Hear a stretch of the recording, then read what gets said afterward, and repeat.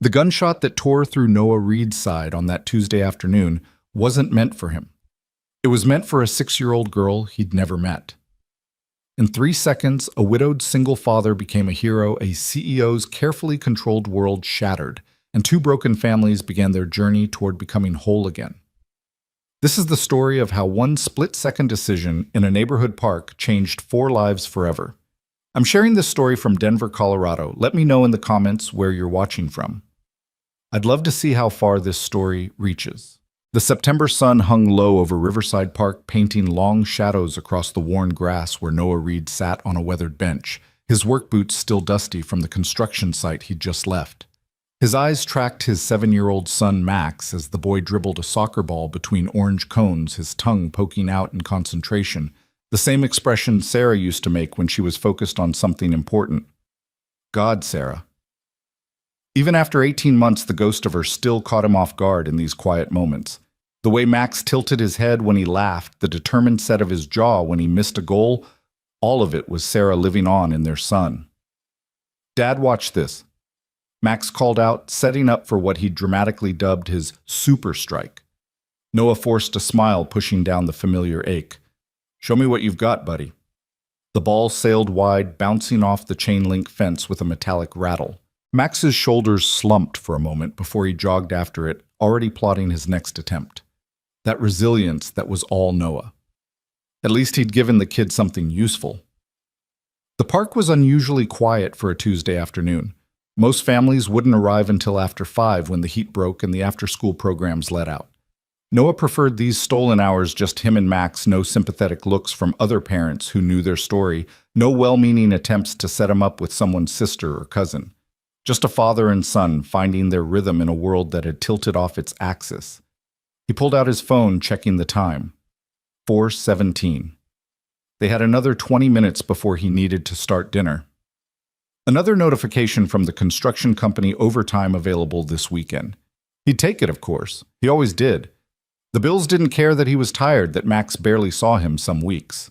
Single-parent mathematics were simple and cruel: time or money, never both.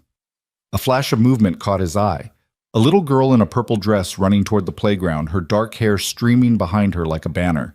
She couldn't have been more than 6, maybe 7. Something about her carefree sprint made Noah's chest tighten.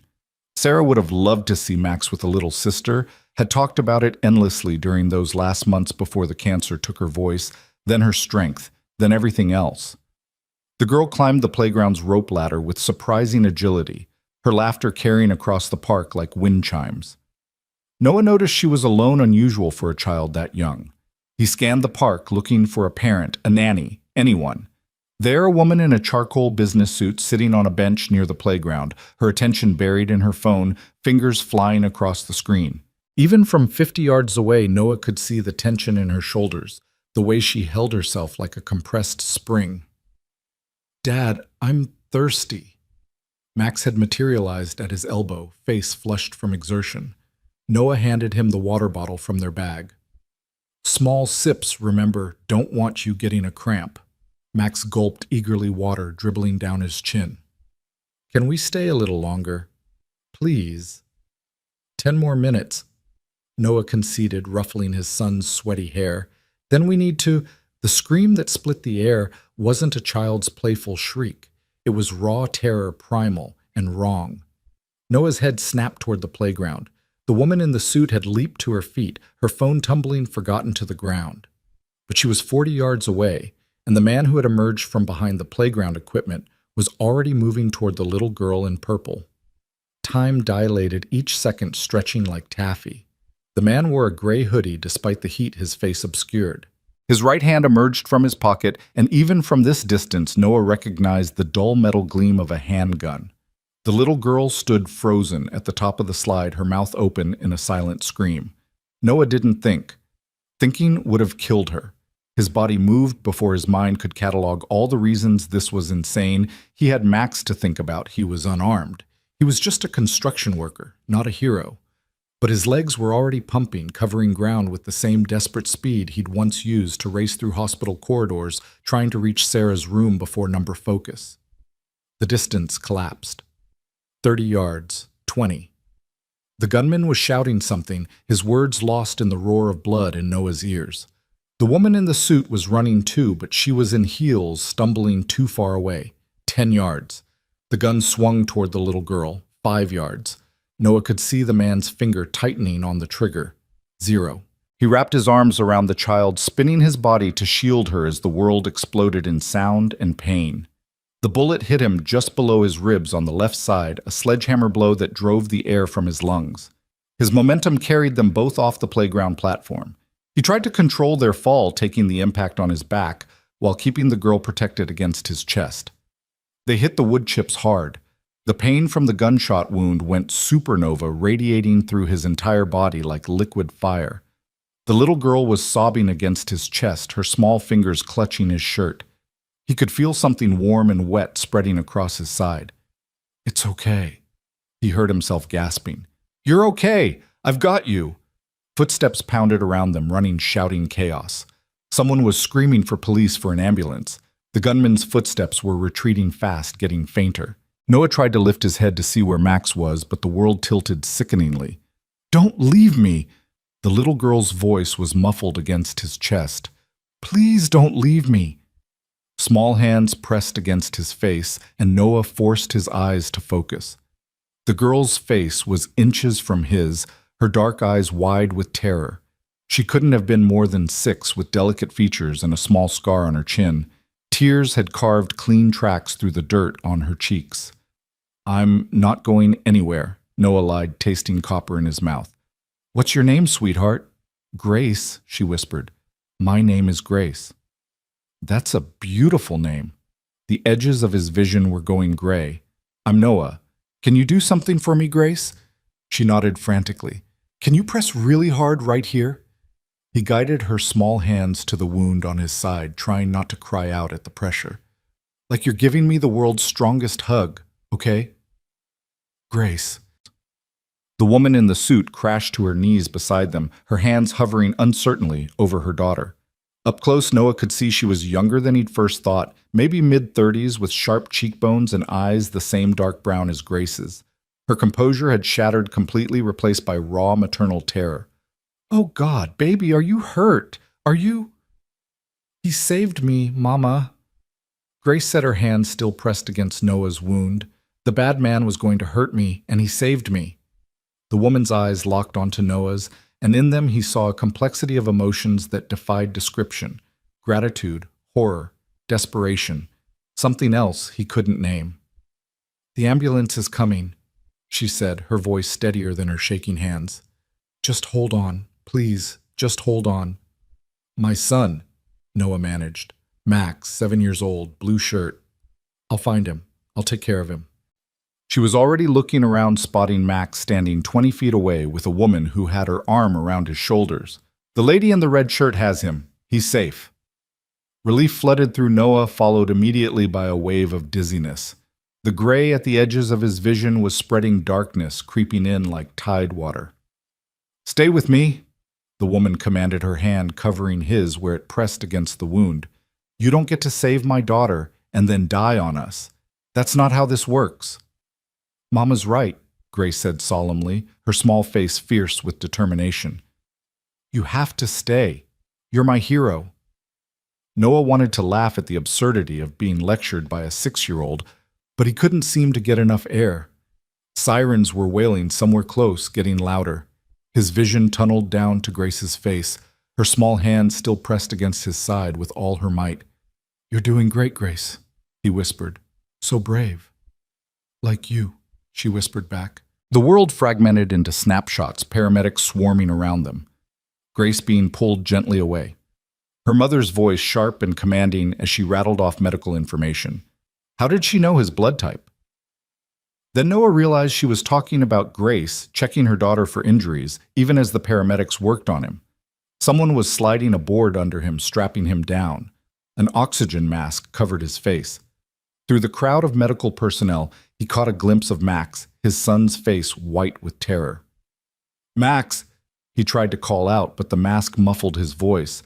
The woman in the suit, Grace's mother, appeared in his field of vision. "I've got him.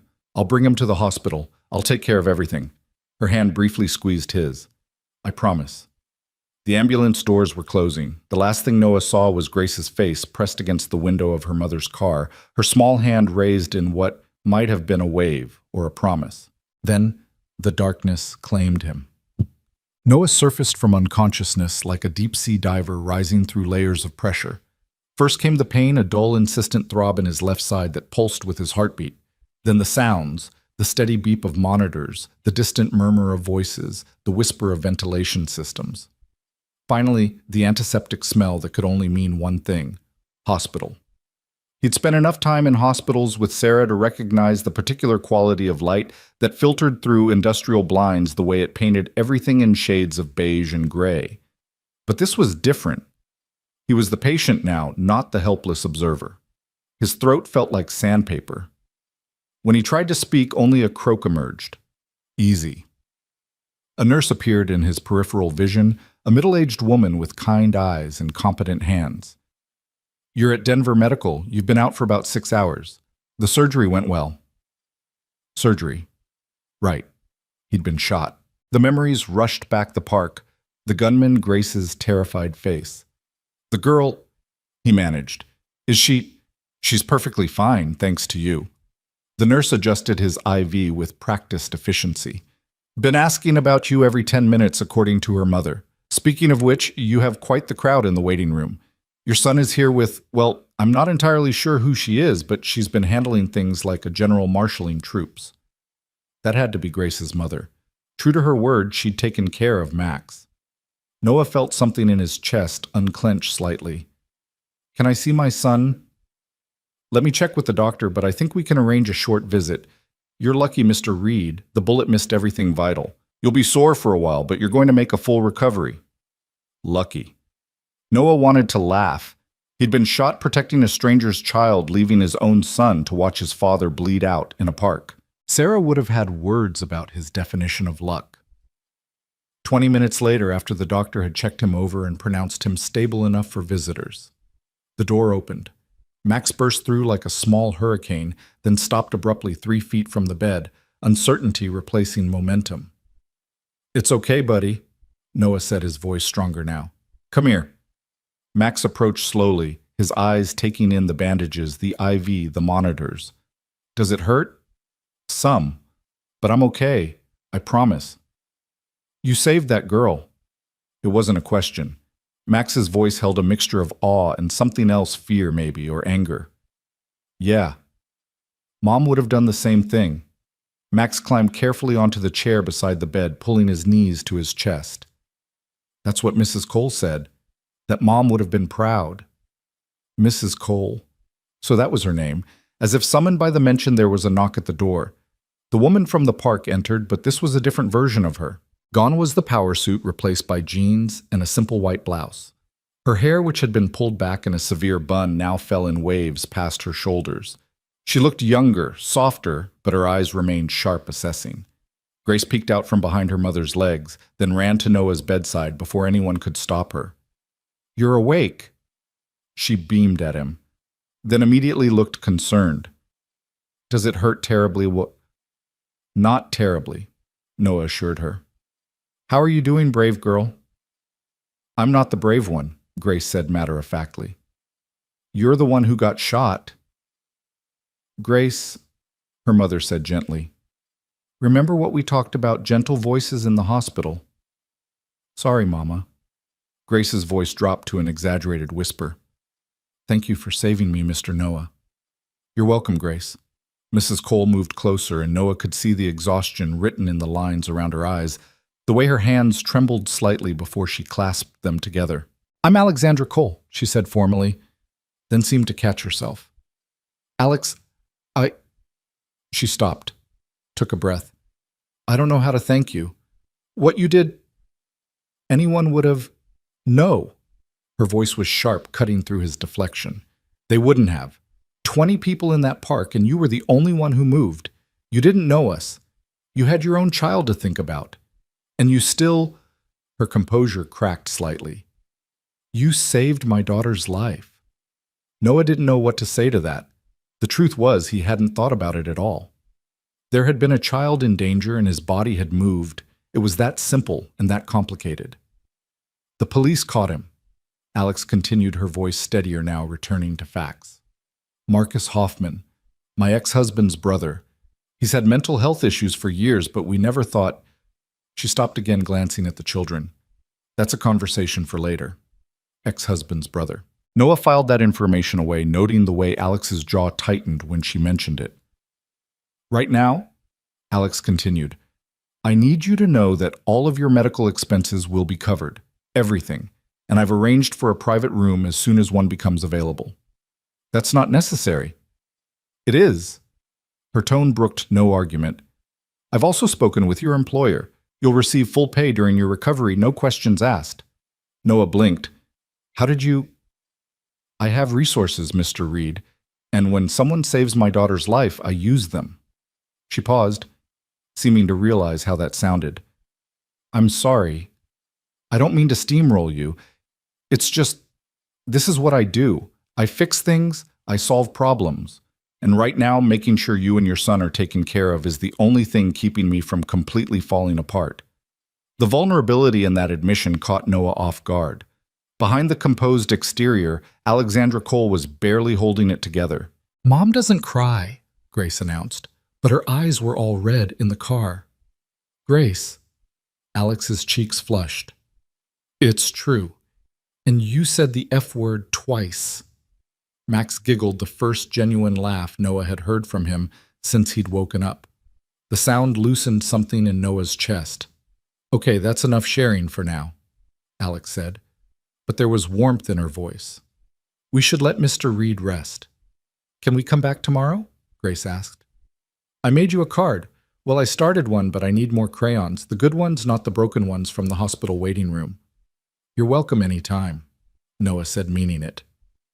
As Alex herded Grace toward the door, she paused. Is there anyone I should call family, a girlfriend? No, Noah said quietly. It's just me and Max. Something shifted in Alex's expression, understanding maybe, or recognition. I have Grace's nanny bringing dinner for Max in about an hour. Is Chinese food okay? I didn't know if he had allergies. Chinese is great, thank you. She nodded, then ushered Grace out. At the door, Grace turned back and waved enthusiastically. Bye, Mr. Noah, bye, Max. See you tomorrow. After they left, the room felt oddly empty. Max scooted his chair closer to the bed. She's intense, Max said thoughtfully. Mrs. Cole, I mean. She made like 1 million phone calls in the waiting room, and she knew my full name and birthday and everything without asking. How did she... She said she had her assistant look it up. She wanted to make sure she could take care of me properly. Max picked at a thread on his jeans. She seems sad, though, like underneath, the way you get sometimes. Out of the mouths of babes, Noah reached out, ignoring the pull of his stitches, and took his son's hand. I'm sorry you had to see that, buddy. Me getting hurt. Max squeezed his fingers. I was scared, but Mrs. Cole said you were too tough to let a little bullet stop you. She said you were a hero. I'm not a hero, I just... Dad. Max's voice was serious, too old for his 7 years. You saved a little kid. That's literally the definition of a hero. Even I know that. Before Noah could respond, his phone buzzed on the bedside table. Max handed it to him. The screen showed dozens of missed calls and messages. Word had gotten out, apparently. His foreman, wondering what the hell had happened. Neighbors, parents from Max's school, 3 calls from a number he didn't recognize with a Colorado Springs area code. You're famous, Max said, peering at the screen. Jimmy's mom texted like 6 times. Famous. Great. That was exactly what he needed, more attention, more sympathy, more people looking at him and Max like they were broken things that needed fixing. But as Noah scrolled through the messages, he noticed something else. Offers of help. People wanting to bring meals, watch Max, whatever they needed. Community. Something he'd held at arm's length since Sarah died, too proud or too hurt to accept. Maybe it was the pain medication or the residual adrenaline or just the strangeness of the day. But Noah found himself thinking that maybe, just maybe, letting people help wasn't the worst thing in the world. The next 3 days fell into an unexpected rhythm. Noah would wake to find Max already there, having been dropped off by Grace's nanny before school. Alex would arrive around 9 after getting Grace to kindergarten, always with coffee that was significantly better than the hospital sludge, and usually with some kind of paperwork. "I'm not signing this," Noah said on the third morning, pushing back the contract she'd placed on his tray table. "You haven't even read it," Alex pointed out, sipping her own coffee with the casual elegance of someone who had never spilled anything in their life. "I don't need to. I can see the number at the bottom. $100,000 is not a reasonable compensation for saving my daughter's life." Alex's eyebrow arched. "I disagree. It's too much.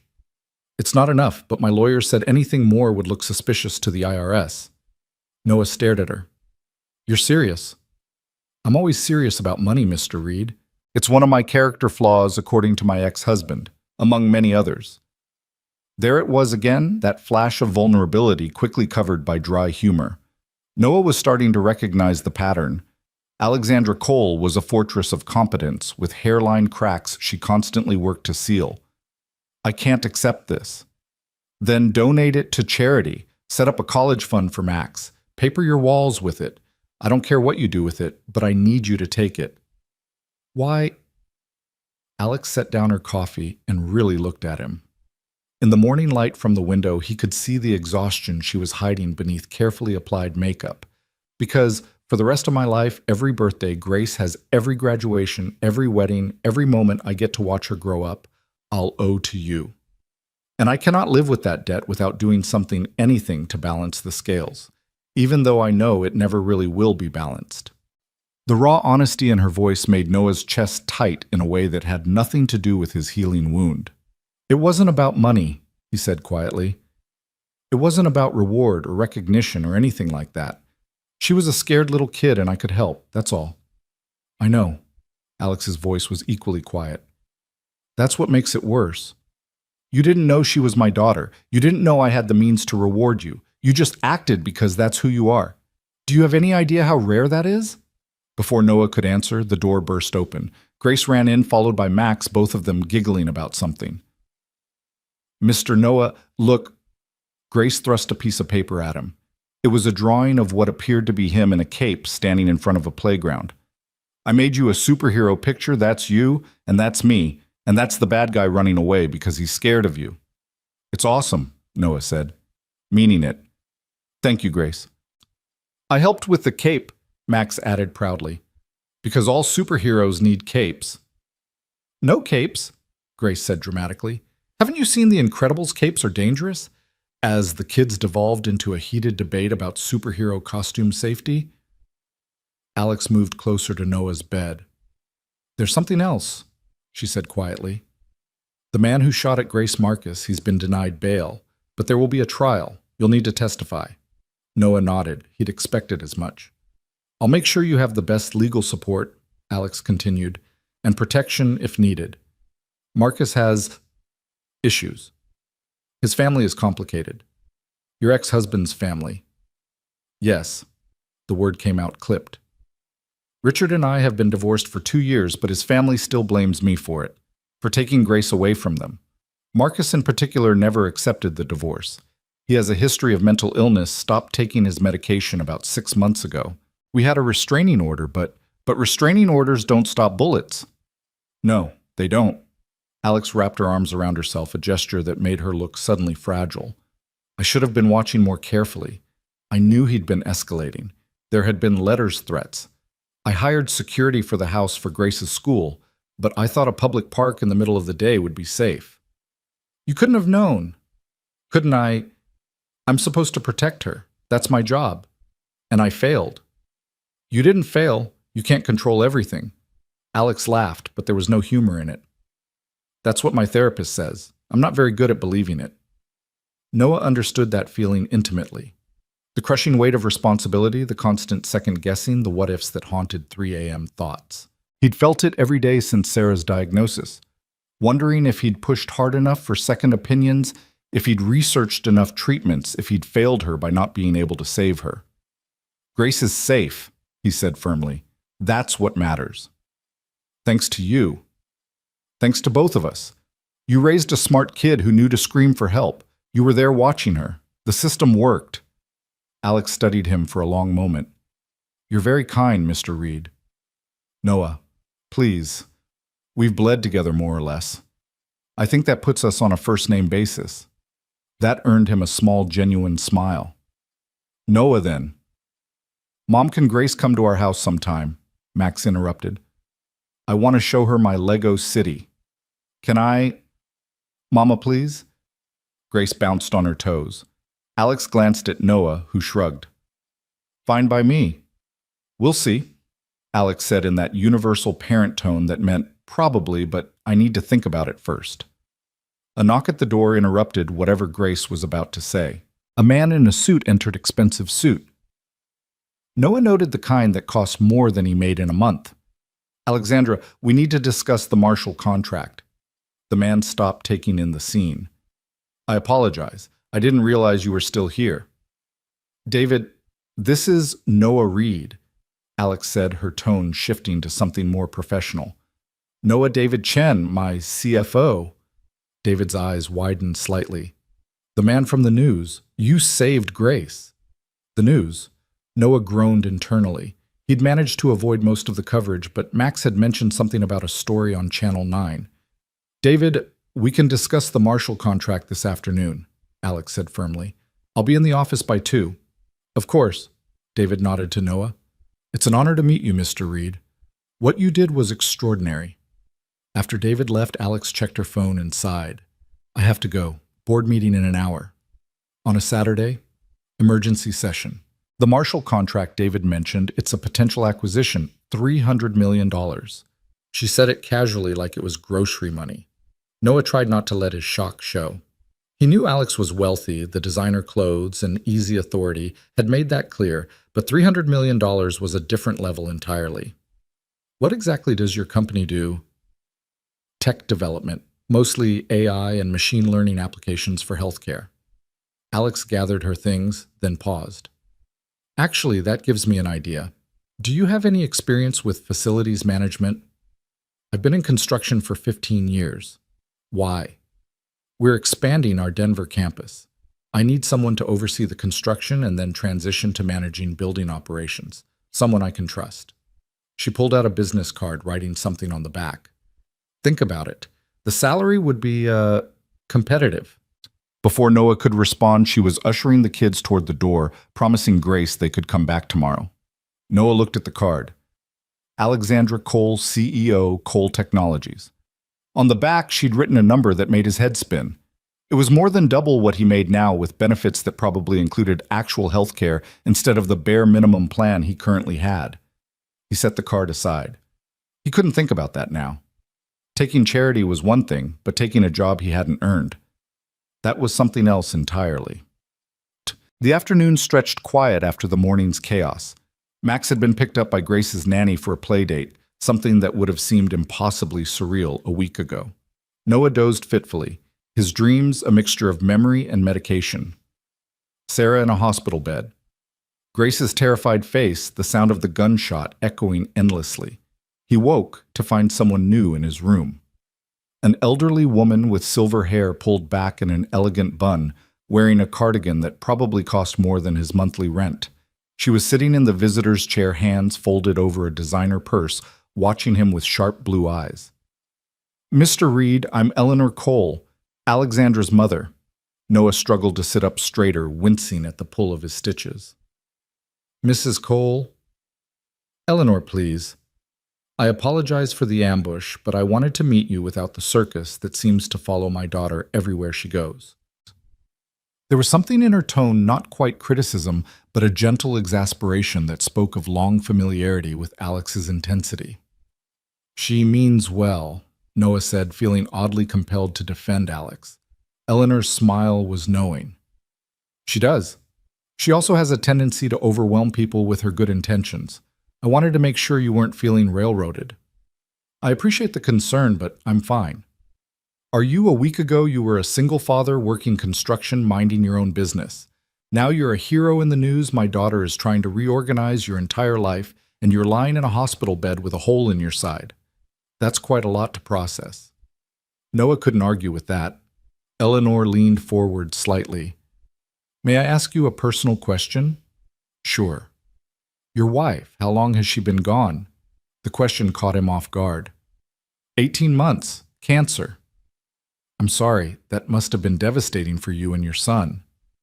It was. Eleanor nodded slowly. My husband died 6 years ago. Heart attack at his desk.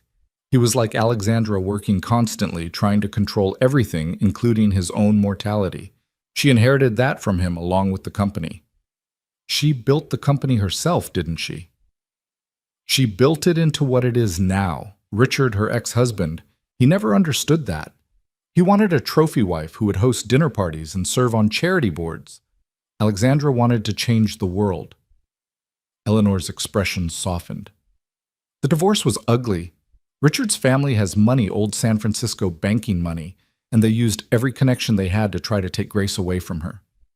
But Alex won. She did. But it cost her. Not just financially, though the legal fees were astronomical. It cost her faith in people. She doesn't trust easily anymore. Eleanor fixed him with those sharp eyes, which is why what you did means more than you probably realize. You showed her that there are still good people in the world, people who do the right thing without calculating the cost or benefit. Noah didn't know what to say to that. I'm not here to pressure you, Eleanor continued. If anything, I want to make sure Alexandra isn't pressuring you. The job offer, the money, you should only accept what feels right to you. But I also want you to know that these offers come from a place of genuine gratitude, not pity or obligation. It feels like too much, Noah admitted. Perhaps, or perhaps you're not used to accepting help. It's a common trait among those who've had to be strong for others. Eleanor stood smoothing her skirt.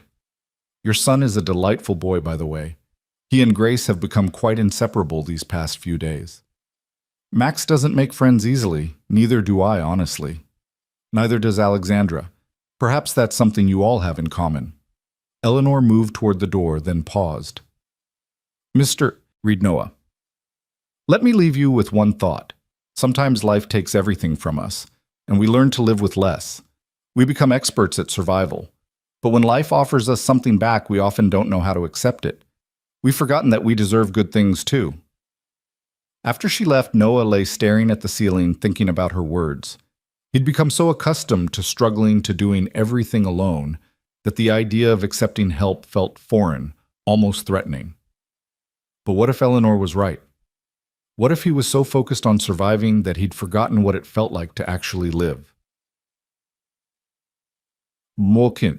That evening, just as the sun was painting the sky in shades of orange and pink, Alex returned. She looked different, tired, her professional armor discarded. She wore jeans and an old Stanford sweatshirt, her hair pulled back in a messy ponytail. I know visiting hours are over, she said, hovering in the doorway. I can go if... It's fine. Come in. She entered carrying a paper bag that smelled like Chinese food. I brought dinner. Figured hospital food must be getting old. You figured right. She unpacked containers, lo mein orange chicken spring rolls. It was enough food for 3 people. Hungry? Noah asked, amused. I haven't eaten since breakfast. The board meeting ran long. She pulled a chair closer to his bed, using the tray table as a makeshift dining surface. Do you mind if I... Please, eat. They ate in companionable silence for a few minutes. Noah was surprised by how comfortable it felt sharing a meal with this woman he barely knew. Your mother came by, he said eventually. Alex paused mid-bite. Of course she did. Let me guess she's psychoanalyzed you and delivered some profound life wisdom wrapped in subtle guilt. Something like that. I'm sorry, she means well, but she can be a bit much. Pot meat kettle.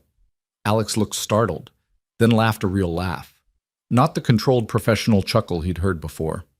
Fair point. She was actually very kind. She wanted to make sure I wasn't feeling pressured. Are you feeling pressured? Noah considered the question. A little, but not in a bad way. More like, I'm not used to people wanting to help. I know the feeling.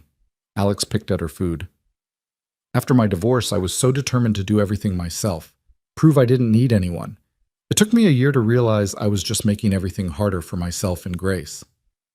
What changed? Grace started kindergarten. I was trying to be CEO, supervise a campus expansion fight, a custody battle, and make it to every school event. I missed her first field trip because of a board meeting. She didn't say anything, but I could see the disappointment in her eyes. That night I hired a nanny and stopped trying to be superhuman. Sounds familiar. I missed Max's school play last year because I had to take an overtime shift. The look on his face, Noah trailed off. We do the best we can, Alex said softly. That has to be enough, right? Does it feel like enough? Never. They shared a look of understanding, two single parents carrying the weight of trying to be everything to their children. Can I ask you something? Alex said. Why construction? You seem like someone who could do anything. Noah shrugged, then winced at the movement. Started right out of high school. Sarah and I got married young, had Max young. Construction paid well enough to support a family without a degree. Keep meaning to go back to school, but life keeps happening. Exactly. Alex was quiet for a moment. The job offer isn't charity, you know. I actually do need someone I can trust to oversee the expansion. Someone detail-oriented who won't be intimidated by contractors trying to cut corners or board members trying to micromanage. You don't know if I'm any of those things. Don't I? Alex pulled out her phone, scrolling to something. James Rodriguez, your current foreman. He says you're the most reliable worker he's ever had. You catch mistakes others miss, you're never late, and you've trained half his current crew. Maria Santos, Mac's teacher. She says you're one of the few parents who always reads the weekly newsletters and actually responds to her emails. Tom Chen, your neighbor. He says you helped him rebuild his deck last summer and wouldn't accept payment.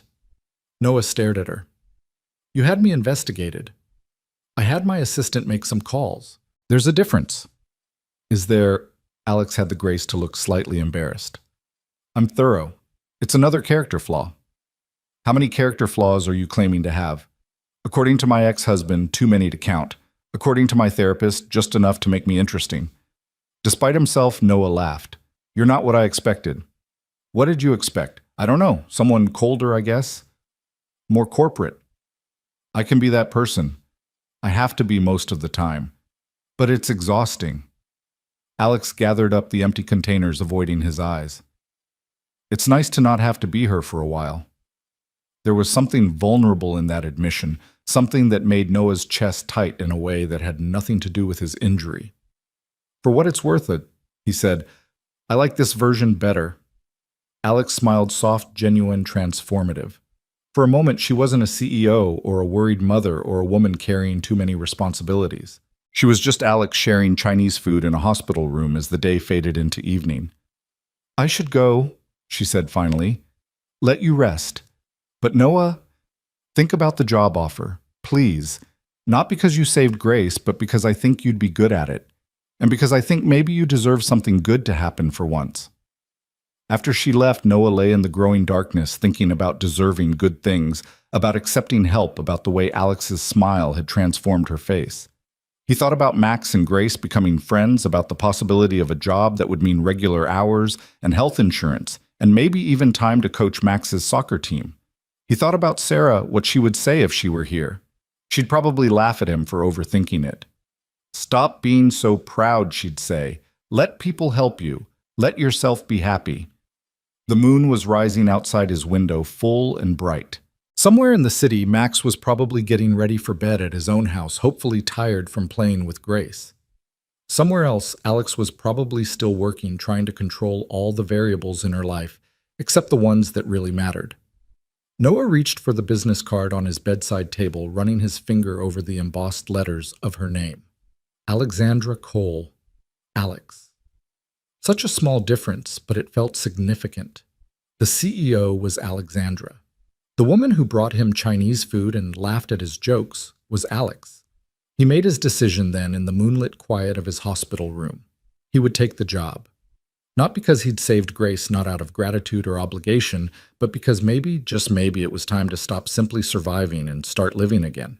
Maybe it was time to believe he deserved good things. And maybe though he wasn't quite ready to admit it even to himself, it was because he wanted to see more of Alex, the real Alex, not the CEO, not the woman armored in designer suits and professional distance.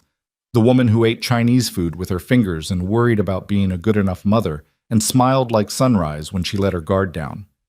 It was a dangerous thought, one he pushed aside quickly. He'd saved her daughter. She was grateful. That was all this was. But as sleep finally claimed him, Noah found himself thinking about the way she'd said his name soft and careful, like it was something worth handling gently. Tomorrow, he would be released from the hospital. Tomorrow, real life would resume with all its complications and responsibilities. But tonight, in this liminal space between his old life and whatever came next, Noah allowed himself to hope. It had been so long since he'd felt hope that he'd almost forgotten what it was like, that flutter in his chest that suggested maybe, just maybe, the best parts of his story weren't behind him after all.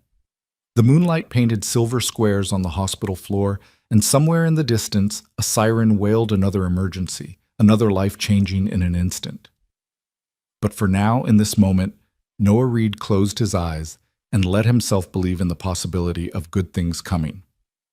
He thought of Grace's fierce determination as she pressed her small hands against his wound, of Max's laugh when Grace made him smile, of Alex's vulnerability when she admitted she couldn't do everything alone. They were all broken in their own ways, him and Max, from loss, Alex and Grace, from betrayal and fear. But maybe Noah thought, as sleep pulled him under, broken things could sometimes fit together in new ways. Maybe they could make something different, something unexpected, something good.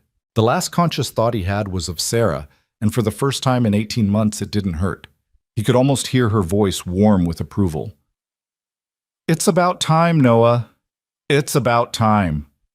Outside, the city lived and breathed around the hospital, millions of lives, intersecting and diverging stories beginning and ending. But inside room 314, Noah Reed slept peacefully. His decision made his path forward suddenly surprisingly clear. Tomorrow would bring challenges. There would be reporters wanting his story, legal proceedings to navigate, a new job to learn, and the complicated dance of figuring out where he and Max fit into the lives of Alexandra and Grace Cole.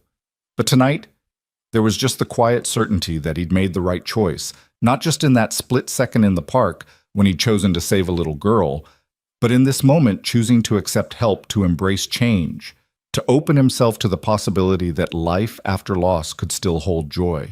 The moon continued its arc across the sky, and Noah slept on, unaware that 3 miles away, Alex was standing at her office window looking at the same moon and thinking about the same possibilities. She'd built an empire on calculation and control, but Noah Reed had reminded her that the best things in life, love, trust, heroism, couldn't be quantified or controlled. They could only be chosen moment by moment, day by day. And tomorrow, when the sun rose over Denver, they would all begin choosing their way toward each other, one careful step at a time.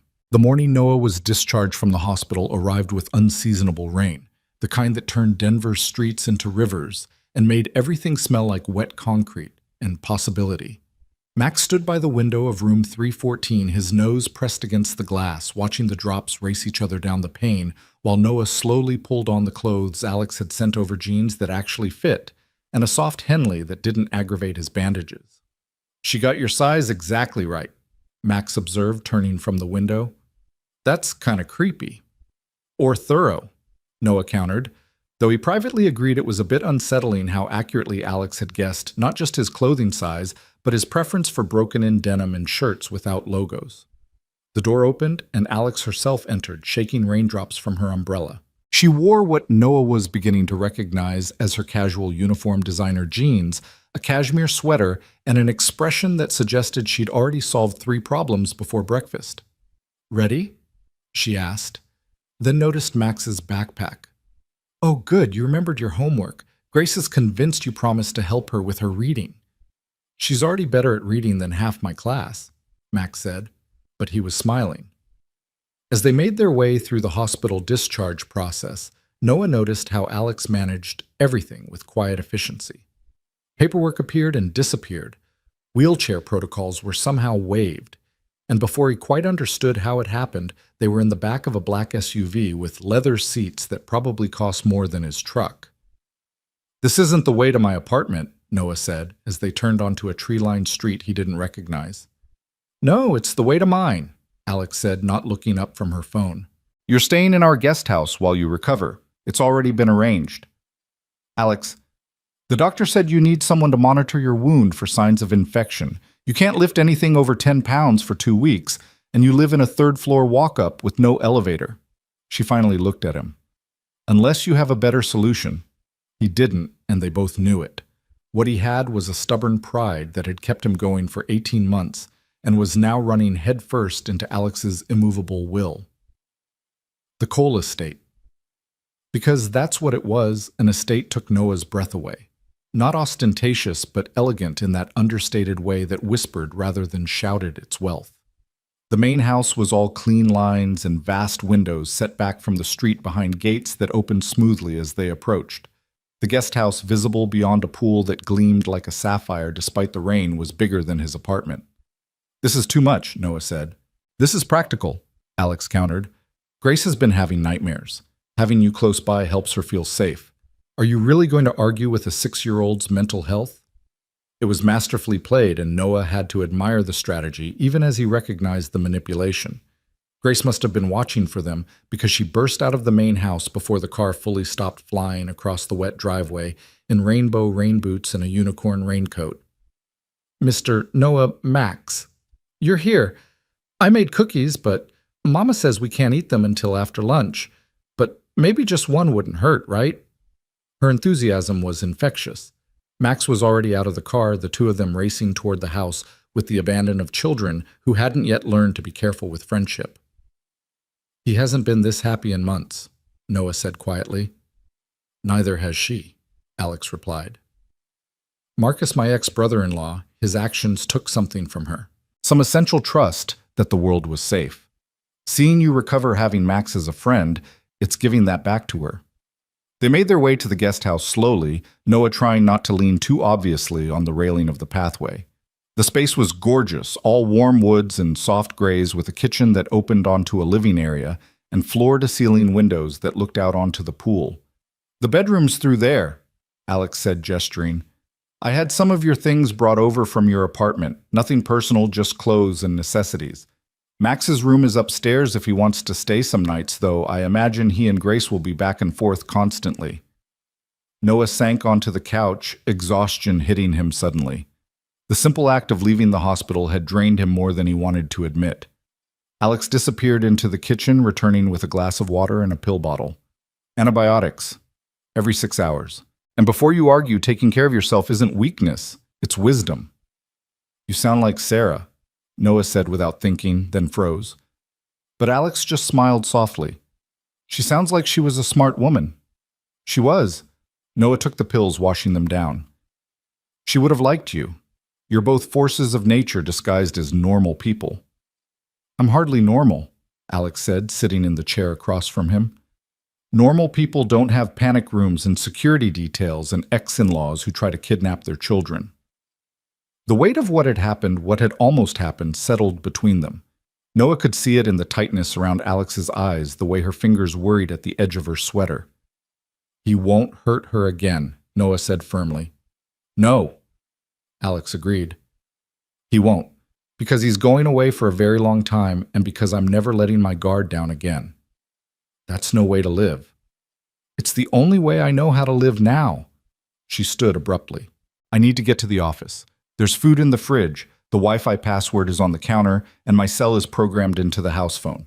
Call if you need anything." After she left, Noah sat in the quiet luxury of the guest house, feeling unmoored. 3 weeks ago, his biggest concern had been making rent and getting Max to soccer practice on time. Now he was sitting in a guest house that was nicer than anywhere he'd ever lived about, to start a job that would triple his salary, his son playing happily with a little girl whose life he'd saved. Sarah would have found it all hilarious. "Look at you," she would have said, accidentally stumbling into a whole new life. "Try not to overthink it, babe." But overthinking was all Noah had these days. It was easier than feeling. The rain had stopped and weak sunlight was trying to pierce the clouds. Through the windows, he could see Max and Grace in the main house's kitchen, apparently decorating cookies with what looked like half a bottle of sprinkles. Alex's housekeeper, a maternal woman named Rosa, who'd introduced herself earlier, was supervising with an indulgent smile. Noah's phone buzzed, a text from an unknown number. "This is David Chen. Alex asked me to send you the details for Monday's construction meeting. Attached is the project scope. She speaks highly of your expertise." Monday. 5 days away. 5 days to figure out how to transform himself from Noah Reed construction worker to Noah Reed Director of Facilities Management for Coal Technologies. The title alone made him feel like an imposter. But then he thought about Max's face when he'd seen his room in the guest house, a real room, not the converted closet that passed for his bedroom in their apartment. He thought about health insurance that would actually cover things about being able to say yes when Max asked if he could join the traveling soccer team. He thought about Alex trying to be everything to everyone, carrying the weight of her company and her daughter's safety on shoulders that were strong but not invincible. Maybe they all needed this, whatever this was turning into. The afternoon passed in a blur of kids' laughter and surprising domesticity. Rosa insisted on feeding everyone, producing a spread of sandwiches and soup that turned into an impromptu party. Grace regaled them with stories from kindergarten. Max actually talked full sentences, opinions, jokes even. It was like watching him come back to life. "Mr. Noah," Grace said suddenly, her face serious, "are you going to live here forever now?" "Not forever," Noah said carefully. "Just until I'm better. But what if I want you to stay forever? And Max, too." Max looked up hopefully, and Noah felt his heart crack a little. These kids, both of them carrying losses too big for their small bodies, were already weaving themselves together into something that looked dangerously like family. "We'll see," Noah said, using Alex's deflection from earlier. "Grown-ups always say that when they mean no," Grace observed sagely. "Sometimes they say it when they mean maybe," Rosa interjected, winking at Noah. "Now who wants to help me make dinner?" As the kids scrambled to help, Rosa lingered near Noah. "She's been different since you saved Grace," she said quietly. "Ms. Alex, she smiles more. Real smiles, not the kind she wears for work. It's just relief. Her daughter's safe," Rosa shook her head. "I've worked for this family 6 years. I know the difference between relief and something else. She trusts you. Do you know how rare that is?" Before Noah could respond, Rosa was following the kids, leaving him alone with thoughts he wasn't ready to examine. That evening, Alex returned from work looking frayed. Her usually perfect hair was escaping its twist, and there was a coffee stain on her silk blouse that she kept trying to hide with her blazer. "Rough day?" Noah asked from where he'd stationed himself on the couch, ostensibly reading but really watching the kids build an elaborate fort in the living room of the main house. "The Marshall acquisition is hemorrhaging money. My CFO thinks I'm being too aggressive with expansion, and someone leaked our quarterly projections to TechCrunch." She collapsed into a chair, kicking off her heels. "How was your day?" "Grace and Max built a cookie empire, destroyed it via consumption, then created a blanket fort that's apparently a secret base for fighting cookie-stealing dragons." Alex laughed, the sound transforming her face. "Sounds more productive than my day. Mama, look." Grace emerged from the fort. "We made you a throne." What followed was Alex being ceremoniously crowned Queen of Blanketland, complete with a construction paper crown that Max had decorated with surprising artistic skill. Watching her crawl into the fort designer suit and all to accept her royal duties, Noah felt something shift in his chest. This was dangerous territory. He was here because he'd saved her daughter, because he needed help recovering, because their kids had become friends. Adding anything else to that equation would complicate everything. But then Alex emerged from the fort with her hair completely disheveled, laughing at something Grace had whispered, and Noah realized it was already complicated. Had been from the moment she'd sat in his hospital room eating Chinese food like a normal person, instead of the untouchable CEO she presented to the world. Later, after the kids had been wrestled into pajamas and story time had stretched into 3 books instead of 1. Noah and Alex found themselves on the patio of the main house sharing a bottle of wine that probably cost more than his monthly grocery budget. "I don't usually drink," Alex said, staring at her glass. "Control issues, you know. But today you needed it. Today I wanted to walk into that board meeting and tell them all exactly what I thought of their risk-averse, small-minded approach to innovation." She took a sip. "But I didn't. I smiled and presented data and played the game." "Why?" "Because I have 4,300 employees depending on me to keep the company stable. Because I have Grace to think about. Because being right isn't the same as being effective." Noah understood that calculus intimately. How many times had he wanted to tell his foreman exactly what he thought of the corner cutting and favoritism? But he'd kept quiet because Max needed stability more than Noah needed to be right. It's exhausting, he said, being responsible all the time. Exhausting, Alex agreed. Sarah, did she work? She was a teacher, third grade. She loved it, loved the kids, loved the chaos of it all. She was diagnosed the summer before Max started kindergarten.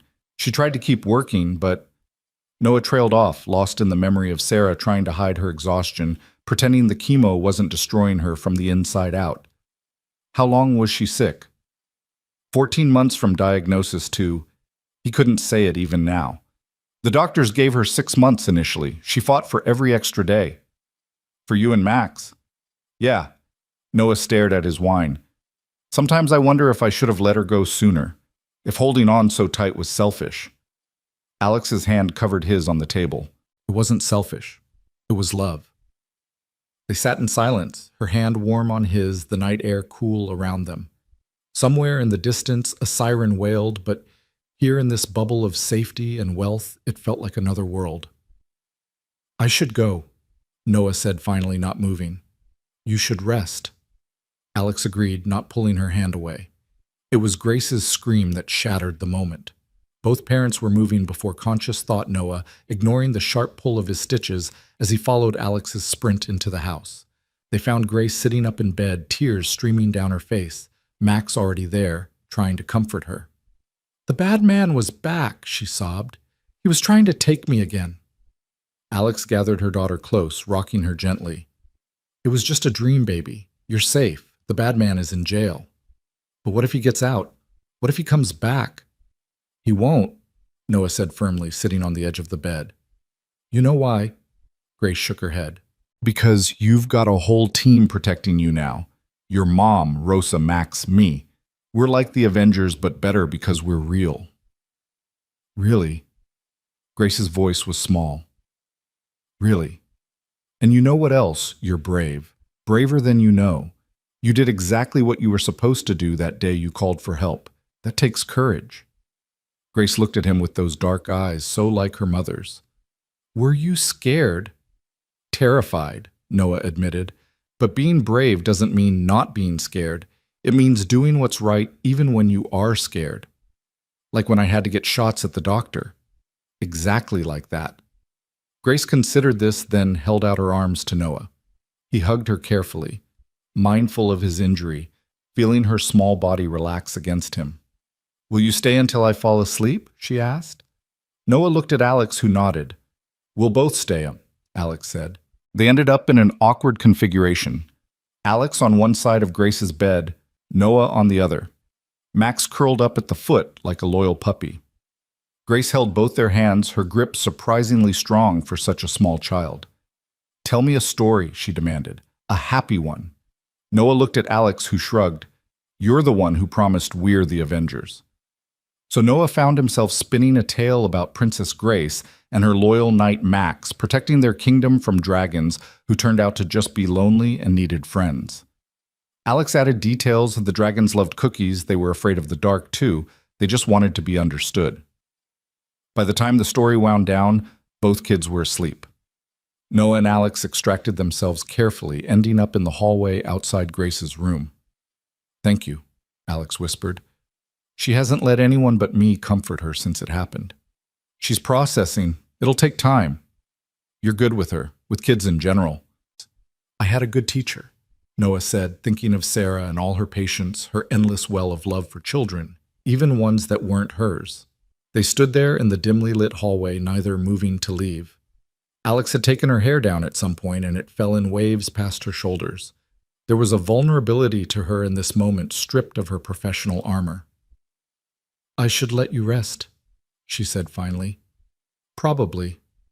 Neither moved. Noah, she started, then stopped. The job starts Monday, if you're sure you want it. I'm sure. It won't be easy. The construction crews we've been working with are resistant to oversight. They've been cutting corners, inflating costs. I need someone who can stand up to them. I've been standing up to tough guys on construction sites since I was 18. I can handle it. I know you can. She smiled soft and genuine. That's why I want you for the job. The weight of the day was catching up to Noah, his injury throbbing with each heartbeat. Alex must have noticed because she steadied him with a hand on his arm. Let me help you back to the guest house. I can manage. I know you can, but you don't have to. It was such a simple statement, but it hit Noah like a physical blow. You don't have to. For 18 months, he'd had to do everything, be mother and father to Max, keep working, despite his grief, hold everything together through sheer will. The idea that he didn't have to, that someone else could help carry the weight, was both terrifying and intoxicating. They walked slowly through the garden, Alex's hand on his arm, steadying him. The night was clear now, stars visible despite the city lights. It felt like walking through a dream too perfect to be real, too good to last. At the guest house door, Alex paused. I meant what I said before, about you staying as long as you need. This isn't charity, Noah. This is, I don't know what this is, but it feels right. Yeah, Noah agreed. It does. She stretched up and kissed his cheek, the touch so light he might have imagined it. Then she was gone, walking back to the main house, leaving Noah standing in his doorway with his hand pressed to his cheek like a teenager after his first kiss. Inside, he took his antibiotics, changed his bandages, and lay in the too comfortable bed thinking about the turn his life had taken. 3 weeks ago, he'd been invisible, another single father struggling to make ends meet, grinding through each day just to get to the next. Now he was here in this impossible place with these impossible people who were quickly becoming essential to him. His phone buzzed. A text from Alex. Thank you for tonight, for being there for Grace, for being there for both of us. He typed back, always. It was a dangerous promise, one he shouldn't make. But as he lay there in the darkness, listening to the unfamiliar sounds of this new place that was starting to feel like home, Noah realized he meant it. The next few days fell into a rhythm that felt both foreign and natural. Mornings with the kids, getting them ready for school, Alex leaving early for the office, pressed and perfect, but always pausing to kiss Grace goodbye, and increasingly to squeeze Noah's shoulder or touch his hand. Afternoons in the guest house, Noah reviewing the construction plans David Chen had sent, making notes about the obvious problems, the places where contractors were taking advantage of Cole Technologies' deep pockets. Rosa became his unexpected ally, bringing him lunch and staying to chat, filling in the gaps about Alex's life that Alex herself would never share. Her father built the company from nothing, Rosa told him Thursday afternoon, but he was old-fashioned, wanted to leave it all to Alex's brother. But Michael, he had no head for business. Drunk driver killed him when he was 22. Mr. Cole never recovered. Had the heart attack 2 years later. And Alex inherited everything. At 25. Can you imagine fresh out of business school, grieving her father and brother, and suddenly responsible for a multi-million-dollar company? Then she met Richard at some charity thing, and everyone thought finally she'll have help. But Richard... Rosa's expression darkened. Richard wanted the money and the status, but not the woman who came with it. He tried to change her. He tried to diminish her, make her smaller, less threatening to his ego. When she wouldn't shrink herself down to fit his expectations, he found other women who would. Noah's hands clenched involuntarily. He cheated on her. Multiple times, then had the nerve to blame her for it, said she was too focused on work, too independent, too much. Rosa shook her head. Grace was the only good thing to come from that marriage. It explained so much Alex's need for control, her difficulty trusting the way she seemed constantly prepared for betrayal or disappointment. That evening, Alex came home earlier than usual, finding Noah in the main house kitchen, attempting to help Rosa with dinner while Max and Grace did homework at the breakfast bar. You should be resting, she said, but she was smiling. I've been resting for 4 days. I'm going stir-crazy. Mama Mr. Noah is teaching us how to make his special spaghetti sauce, Grace announced. It's a secret recipe. Not that secret, Noah said. The trick is adding a little brown sugar to balance the acidity of the tomatoes. Brown sugar in spaghetti sauce? Alex looked skeptical. Trust me.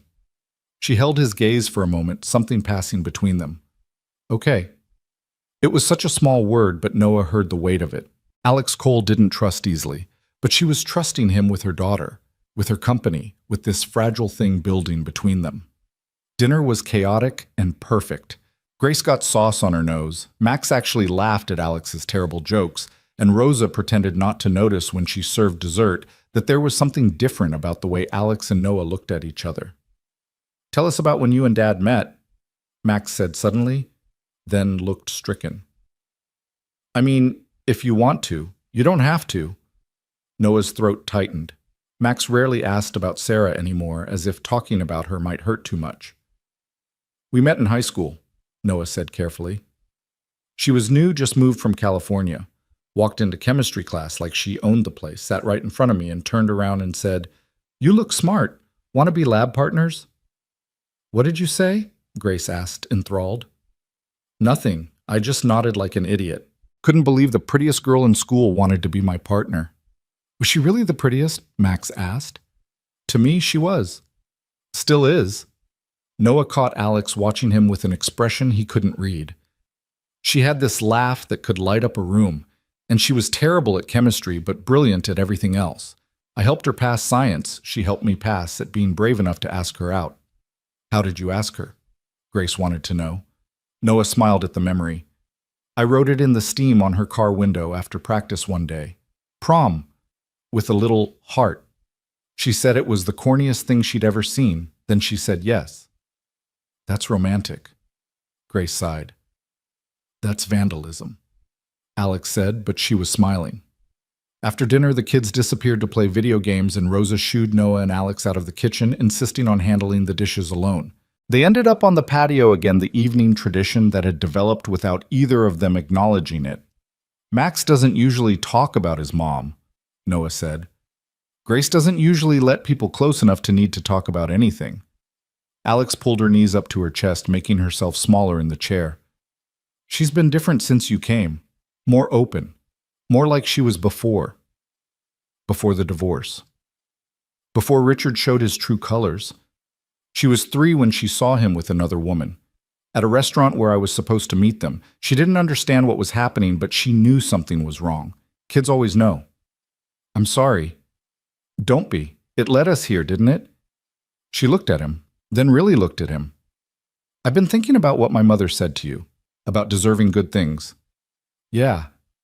I think she was right.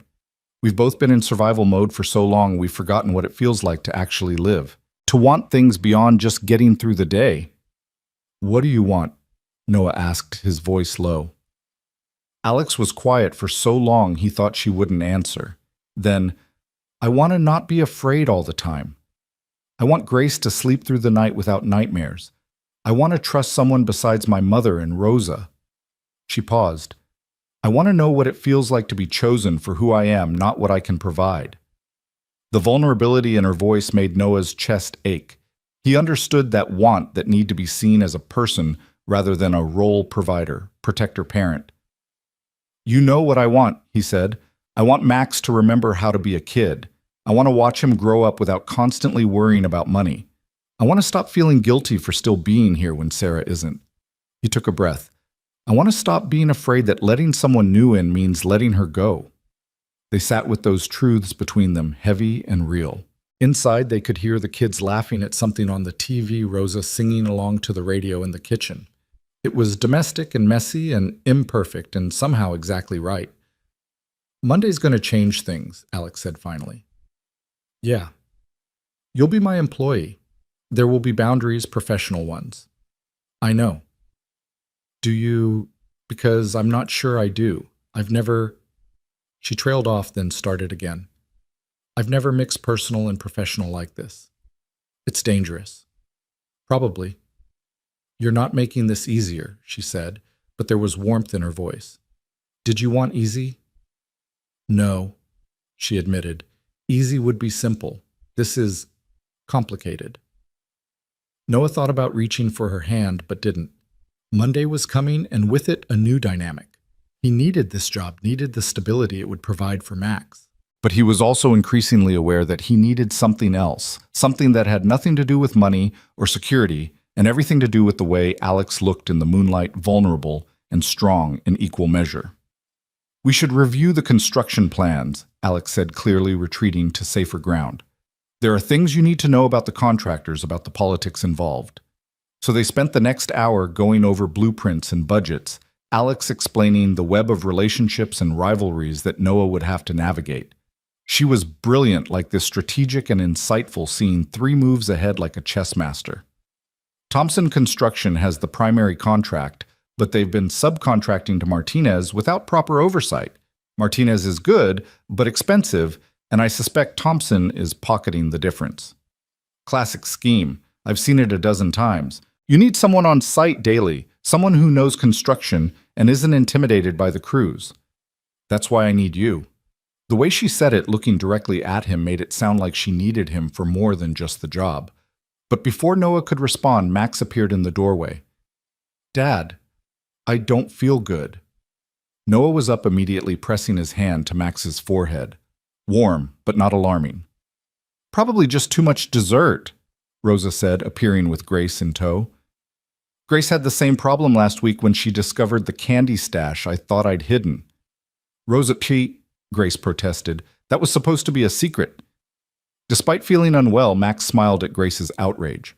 The two of them had become co-conspirators in the way only children could zero to inseparable in a matter of days. Let's get you home, Noah said to Max, then caught himself. Home. The guest house wasn't home, but it was starting to feel like it could be. I'll walk with you, Alex offered. They made their way slowly across the garden, Max leaning against Noah. Alex carrying Max's backpack. It was such a simple thing, but it felt significant, this small act of shared caretaking. At the guest house, Alex helped get Max settled on the couch with water and crackers, while Noah found the thermometer.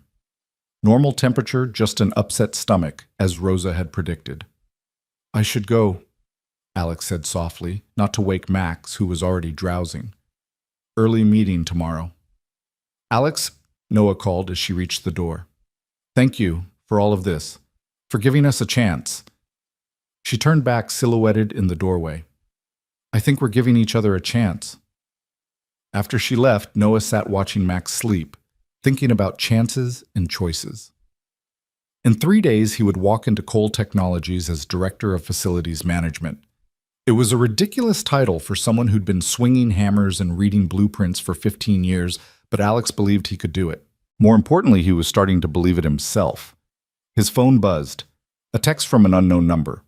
When he opened it, his blood went cold. You think you're a hero, but you're just in the way. She's mine. They both are. This isn't over. Noah screenshot the message immediately, his hands steady despite the rage building in his chest. He forwarded it to Alex with a simple message, call me. His phone rang within seconds. Where did this come from? Alex's voice was controlled, but tight. Unknown number, just came through. Richard, it has to be Richard. Marcus is in custody, but Richard, he's been too quiet since this happened. Your ex-husband is threatening you. He's done it before, just never in writing. He's usually smarter than that. There was a pause. I'm calling my lawyer and the police. Save everything. And Noah, be careful. Richard doesn't like to lose, and in his mind, he's already lost too much. Should I be worried about Max? I'll have security increased immediately. I should have done it sooner. I just thought... Her voice cracked slightly. I thought it was over. It's not your fault. Isn't it? I brought you into this mess, you and Max. If something happens... Nothing's going to happen, Noah said firmly. We're going to handle this the right way through legal channels. And Alex, he doesn't get to win. Not this time. There was silence on the other end, then a shaky breath. You sound very sure. I am. You know why? Because he's operating from weakness. He's lost control and he's lashing out. That message, that's desperation, not strength. How are you so calm about this?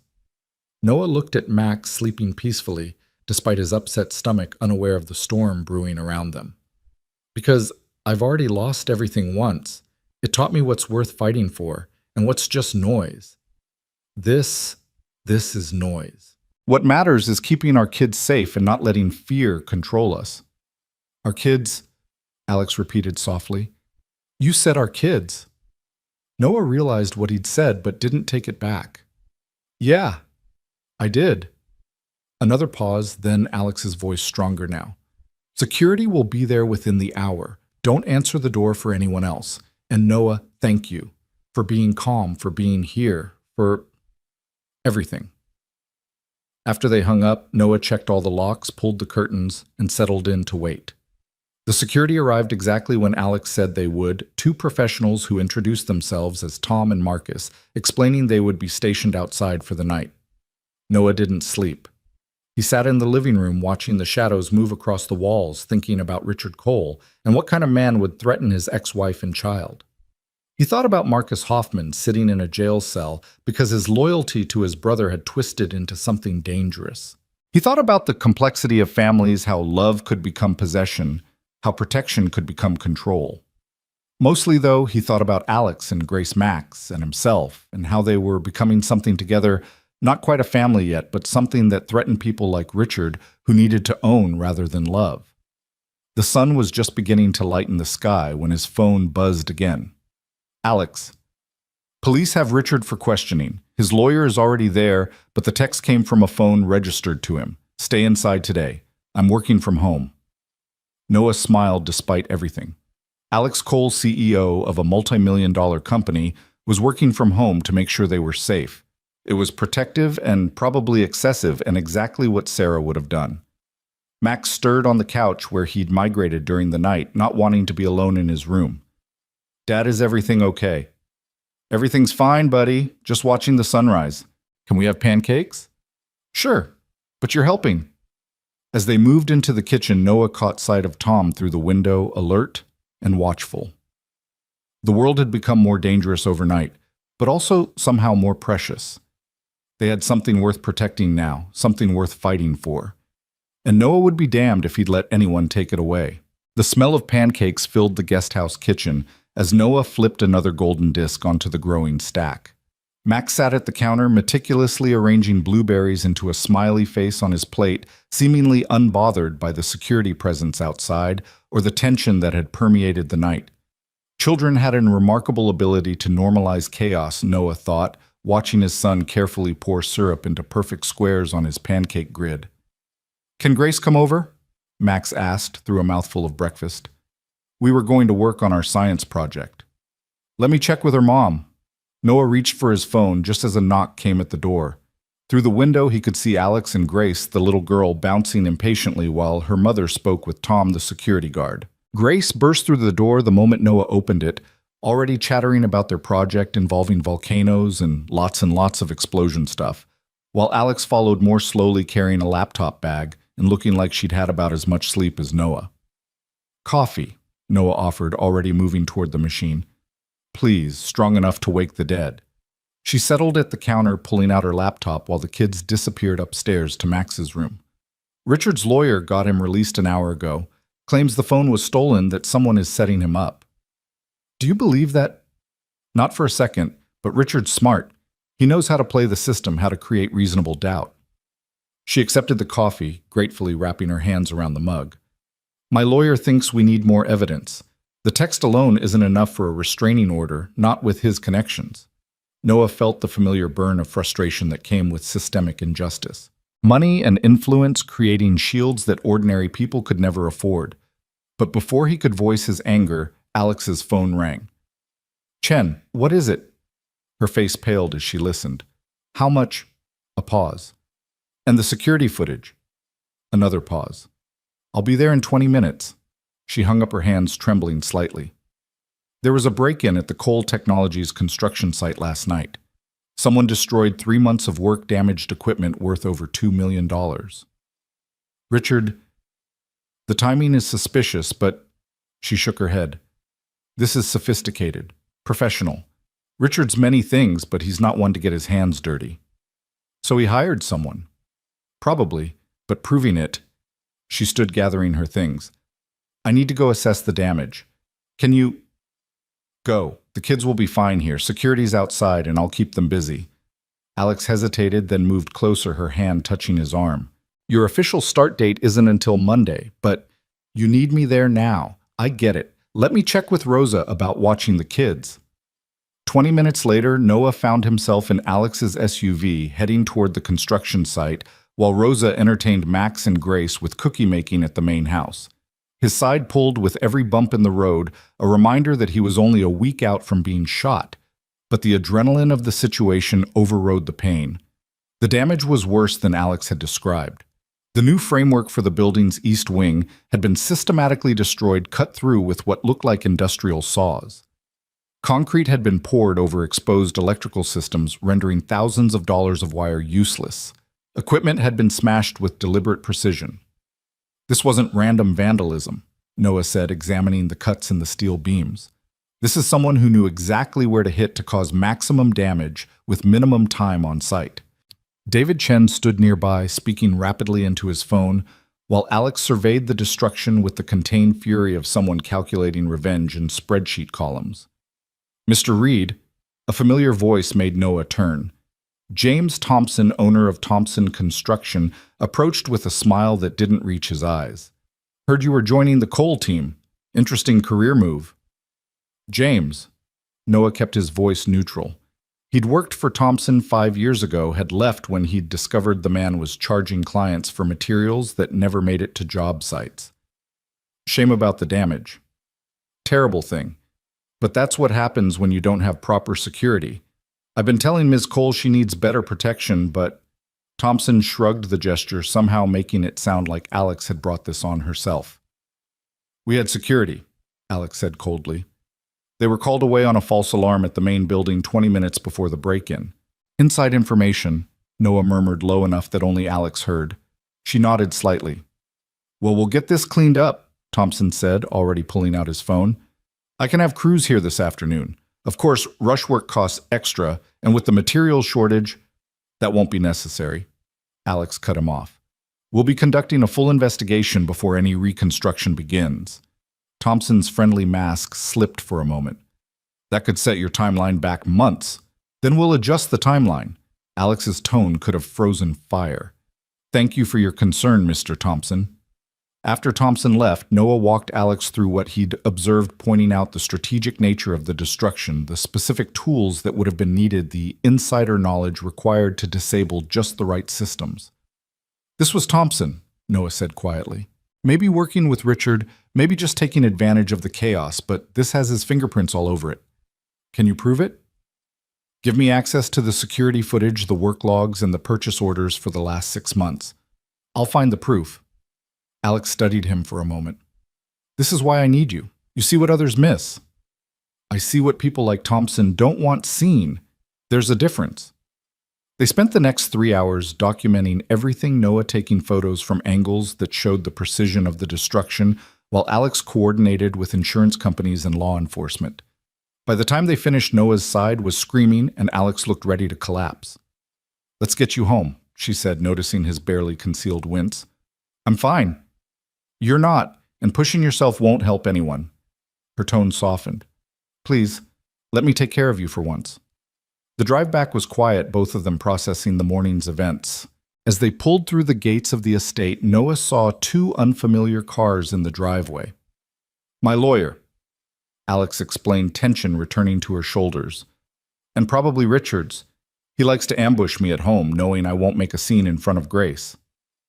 Sure enough, Richard Cole stood on the front steps, all golden confidence and expensive suit, talking animatedly with a man who had lawyer written all over him.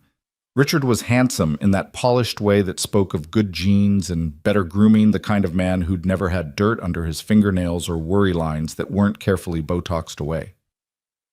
"Alexandra," Richard called out as they exited the car, his voice carrying that particular tone of ownership that made Noah's jaw clench. "We need to discuss this ridiculous accusation." "Anything you have to say can go through lawyers," Alex said, moving to walk past him. Richard stepped into her path and Noah moved instinctively closer, his body angling to put himself between them, if necessary. "And this must be the hero," Richard said, his eyes raking over Noah with obvious disdain. "The construction worker who thinks he can play in the big leagues." "Noah Reed," Noah said evenly, not offering his hand. "I know who you are. The question is, do you know who I am, what you're getting involved in?" "Richard, stop." Alex's voice was tired. "Whatever game you're playing." "Game?" Richard's voice rose. "You're accusing me of making threats, Alexandra. Me. After everything I've done for you, everything I gave you. Everything you gave me? Alex laughed sharp and bitter. You mean the debt? The affairs? The constant belittlement? Which gift are we discussing exactly? You always were dramatic. It's what makes you good at business, but terrible at being a wife. Noah stepped forward, but Alex's hand on his arm stopped him. He's trying to provoke a reaction, she said quietly. Don't give him what he wants. Listen to her hero, Richard sneered. She's good at manipulation. Ask her how many men she's gone through since our divorce. Ask her why none of them stay. That's enough. Noah's voice was calm but carried an edge that made Richard step back slightly. You need to leave, or what you'll shoot me like you shot Marcus. I didn't shoot anyone. I protected a child from a man with a gun, your brother, if I understand correctly. Richard's face flushed. Marcus is sick. He needs help, not prison. Then maybe you should have gotten him help instead of feeding his delusions about Alex owing you something. You don't know anything about our family. Mr. Cole. Alex's lawyer, a sharp-featured woman named Patricia Reeves, stepped forward. You're in violation of the preliminary agreement to maintain distance during the investigation. I suggest you leave before we add harassment to the charges being considered. Richard's lawyer whispered urgently in his ear, and Richard's jaw clenched. This isn't over, Alexandra. You can't keep Grace from her family forever. Her family tried to kill her, Alex said quietly, and the raw pain in her voice made Noah want to wrap her in his arms. Professionalism be damned. Richard left with a final glare that promised retribution, his lawyer scrambling to keep up. Patricia turned to Alex with a sigh. He's escalating. This visit, the text last night, he's building toward something. I know. Alex rubbed her temples. What are our options? Limited without more concrete evidence. The text helps, but... Patricia glanced at Noah. Mr. Reed, your testimony will be crucial. Marcus's trial is in 3 weeks. Richard will likely be there playing the supportive brother card. We need to be prepared for him to try to paint you as the aggressor. Let him try, Noah said. I know what happened, so do a dozen witnesses. Patricia nodded approvingly. Good. Stay strong, both of you. Men like Richard count on wearing people down. She gathered her briefcase. I'll file for an emergency restraining order based on today's confrontation. It might not stick, but it creates a paper trail. After Patricia left, Alex and Noah stood in the driveway, the space between them charged with unspoken words.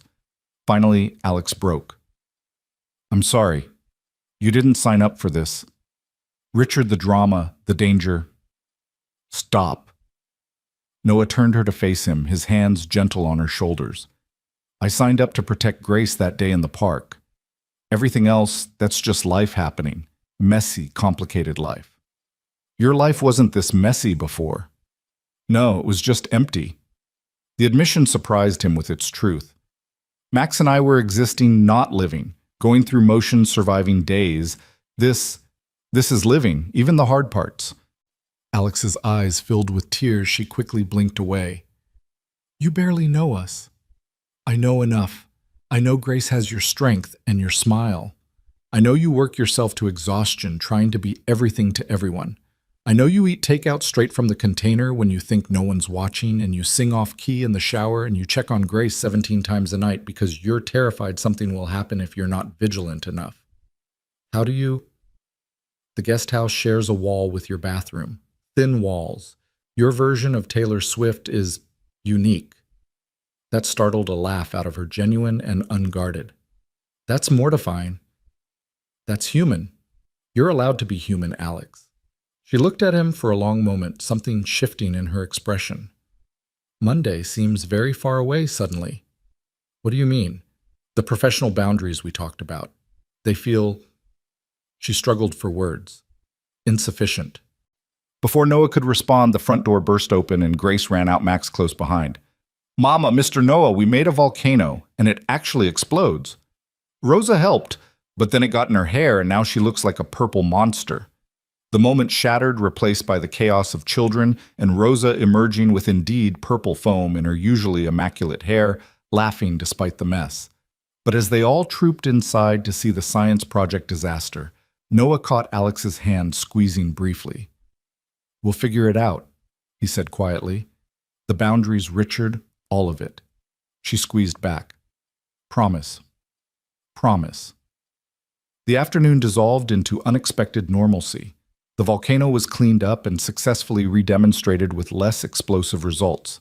Grace insisted on giving everyone science names, dubbing Noah Professor Hammer and Alex Dr. Boss Lady, which made Max laugh until he couldn't breathe. Rosa produced lunch that somehow managed to use up leftovers while feeling like a feast, and for a few hours they could pretend they were just a normal family enjoying a Saturday.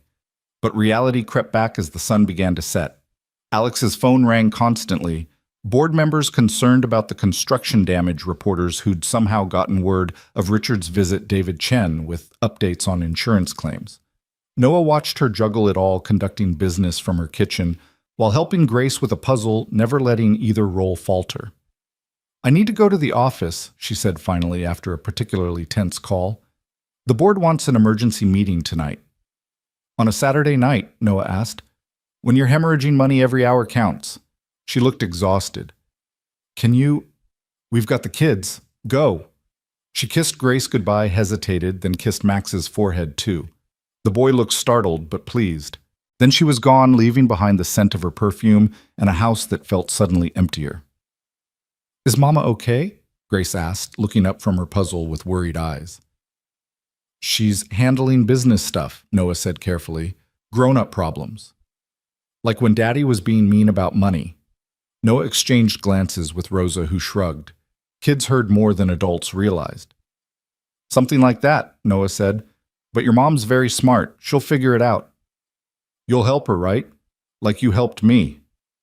The simple faith in Grace's voice made Noah's chest tight. Yeah, sweetheart, I'll help her. The evening stretched quiet, the kids watching a movie while Noah reviewed the construction site photos on his laptop, looking for patterns. Evidence, anything that could prove Thompson's involvement. His phone buzzed an unknown number again. You should have stayed out of it. Now you'll learn what happens when you interfere with family business. This time, Noah didn't hesitate. He called Patricia Reeves, directly forwarding the message while it was fresh. Then he called Alex. Another text. Her voice was strained. Same number. Different number, same style. Patricia has it. I'm leaving the office now. Are the kids? Safe. Rosa and I have them. Security's still outside. I'll be home in 20. She made it in 15, bursting through the door with an energy that spoke of panic, carefully controlled. Grace and Max were asleep on the couch, the movie still playing softly. Alex's shoulders relaxed fractionally, seeing them safe. The board approved hiring a private investigation firm, she said quietly, joining Noah in the kitchen. They're taking the sabotage seriously, finally. That's good. Is it Richard has connections everywhere? Even private investigators can be bought. Not all of them. You just need the right ones. Noah pulled out his phone, scrolling to a contact. Sam Morrison, ex-FBI, does private work now. He helped a friend of mine with a custody situation last year. Completely above board, completely incorruptible. Alex took the phone, studying the contact. You trust him. With my life. More importantly, with Max's life. She nodded slowly. I'll call him tomorrow. They stood in the kitchen, the weight of the day pressing down. Through the window, Noah could see Tom making his rounds, vigilant in the darkness. This was their life now, security guards and threatening texts, sabotage, and legal battles. This isn't what you signed up for, Alex said again. Stop saying that. Noah moved closer, close enough to see the exhaustion she was hiding, the fear she wouldn't voice. You want to know what I signed up for? She nodded, a small movement. I signed up for Max having a friend who makes him laugh, for Grace feeling safe enough to sleep without nightmares, for Rosa's cooking and your terrible singing and morning coffee that actually tastes good. He paused, gathering courage.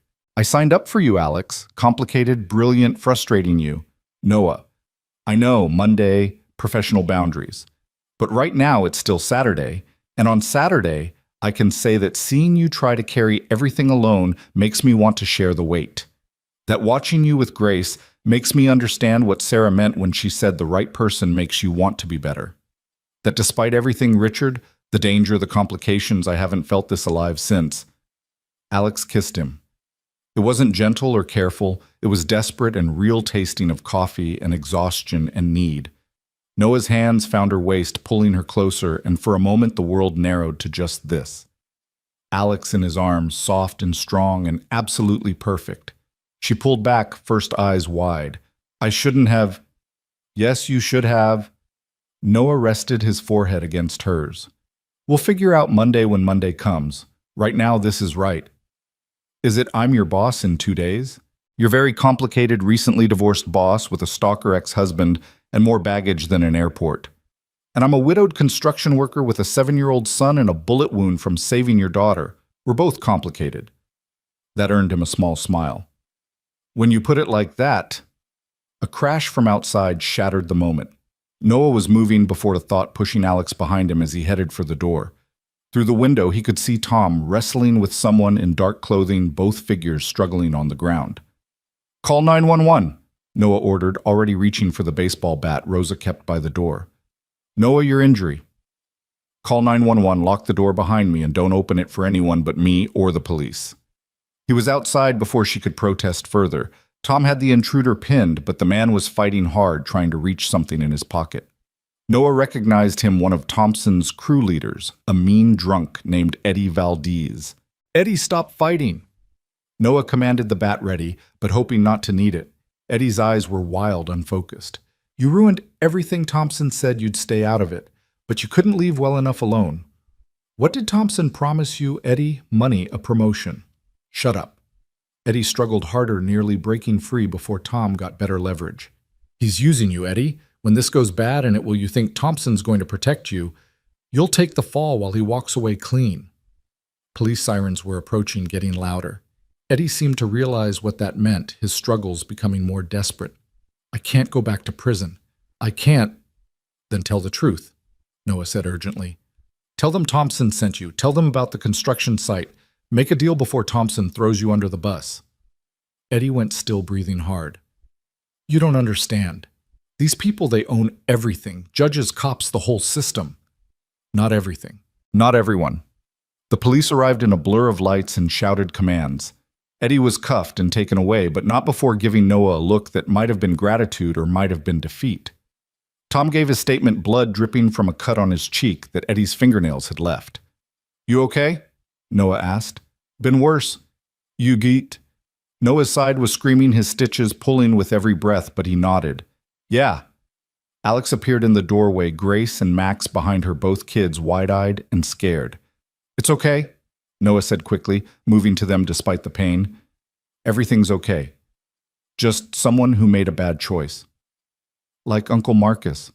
Grace asked in a small voice. The adults exchanged glances over her head. Yeah, sweetheart, like that. Why do people make bad choices? It was Max who answered, his 7-year-old wisdom surprising them all.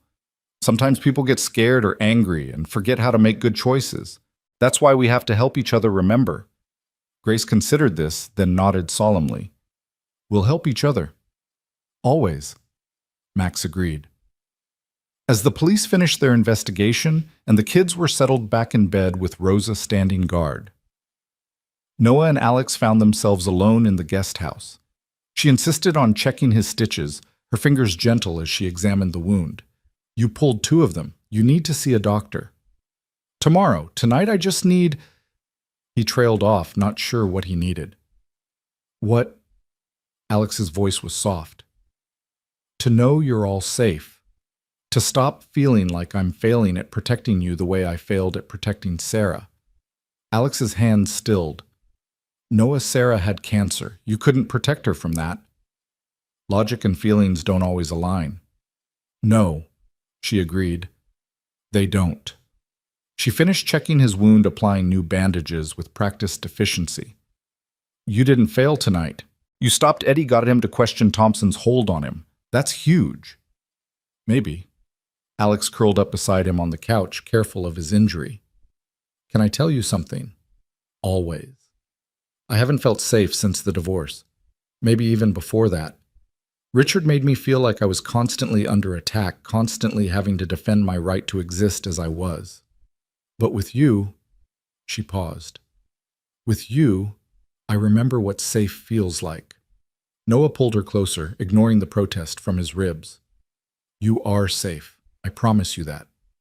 They stayed like that as the night deepened, not talking about Monday or boundaries or the complications waiting for them. Outside Tom's replacement stood watch. Somewhere in the city, Eddie Valdez was probably deciding whether to flip on Thompson.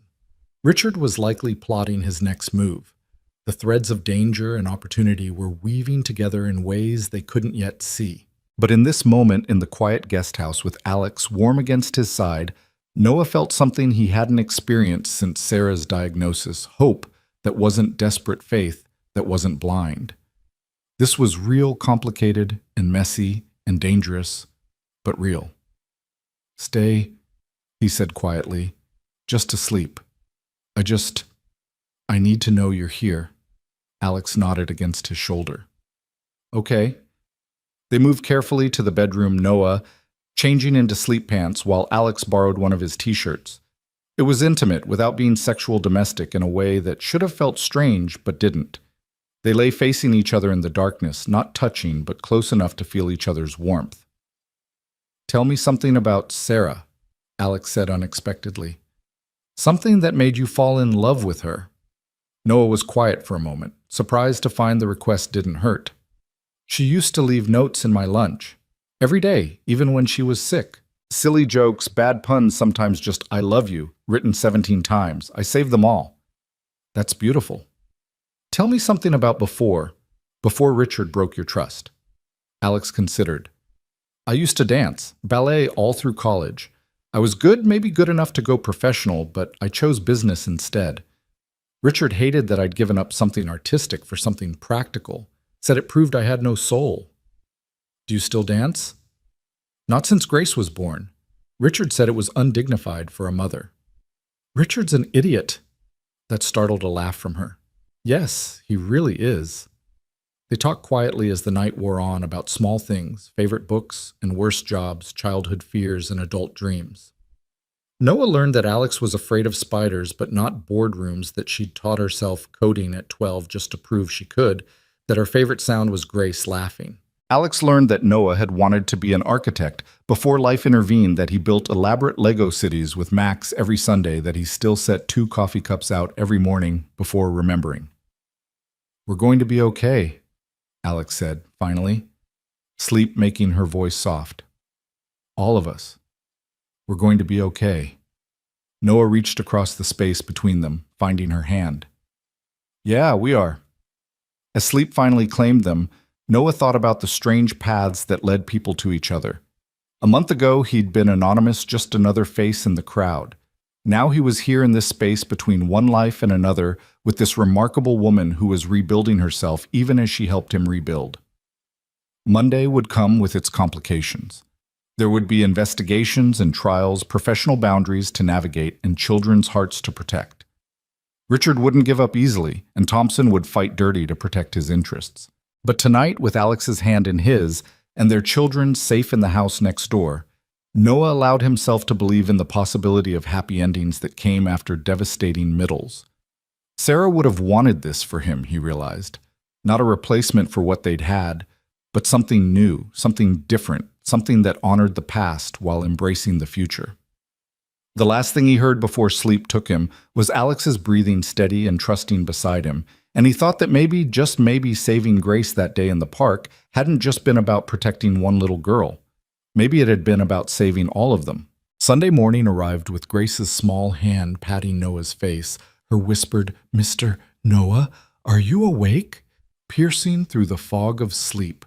He opened his eyes to find her standing beside the bed. Max behind her, both children looking concerned. Alex stirred beside him, immediately, alert in that way parents learn to be. "What's wrong, sweetheart?" Alex asked, sitting up, his t-shirt hanging loose on her frame. "Rosa says there's people outside. With cameras." Grace's lower lip trembled. "Are they here about the bad man?"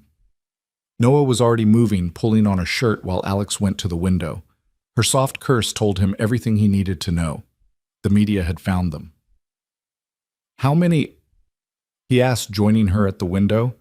At least 6 news vans lined the street outside the gates, reporters and cameramen milling around like vultures waiting for carrion. "Too many." Alex's phone was already ringing. She glanced at it and sighed. David, the board's gonna love this. She answered, walking toward the bathroom. Chen, I see them. No, don't release a statement yet. Noah turned to the kids who were watching with wide eyes. Hey, how about we make a blanket fort in the main house, super secret, no windows? But what about the people outside? Max asked. They're just doing their jobs. They want to tell everyone's story about how I helped Grace, but we don't have to talk to them if we don't want to. Can we make the fort big enough for everyone? Grace asked. Even Rosa. Especially Rosa, Noah confirmed. She makes the best fort snacks. As the kids ran off to gather supplies, Alex emerged from the bathroom fully dressed in clothes she must have retrieved while Noah was distracted. The transformation from sleepy woman in his t-shirt to composed CEO was remarkable and somehow sad. I have to go out there, she said. Make a statement, control the narrative before Richard does. You don't have to do it alone. Yes, I do. You're not part of this, Noah. Not publicly. We can't afford to give Richard ammunition about... She gestured between them. About us? There is no us. Not officially. Not yet. The words were firm, but her eyes were apologetic. Tomorrow you become my employee. We need to be careful. Before Noah could respond, she was gone, striding toward the front gates with Patricia Reeves, who had appeared as if summoned.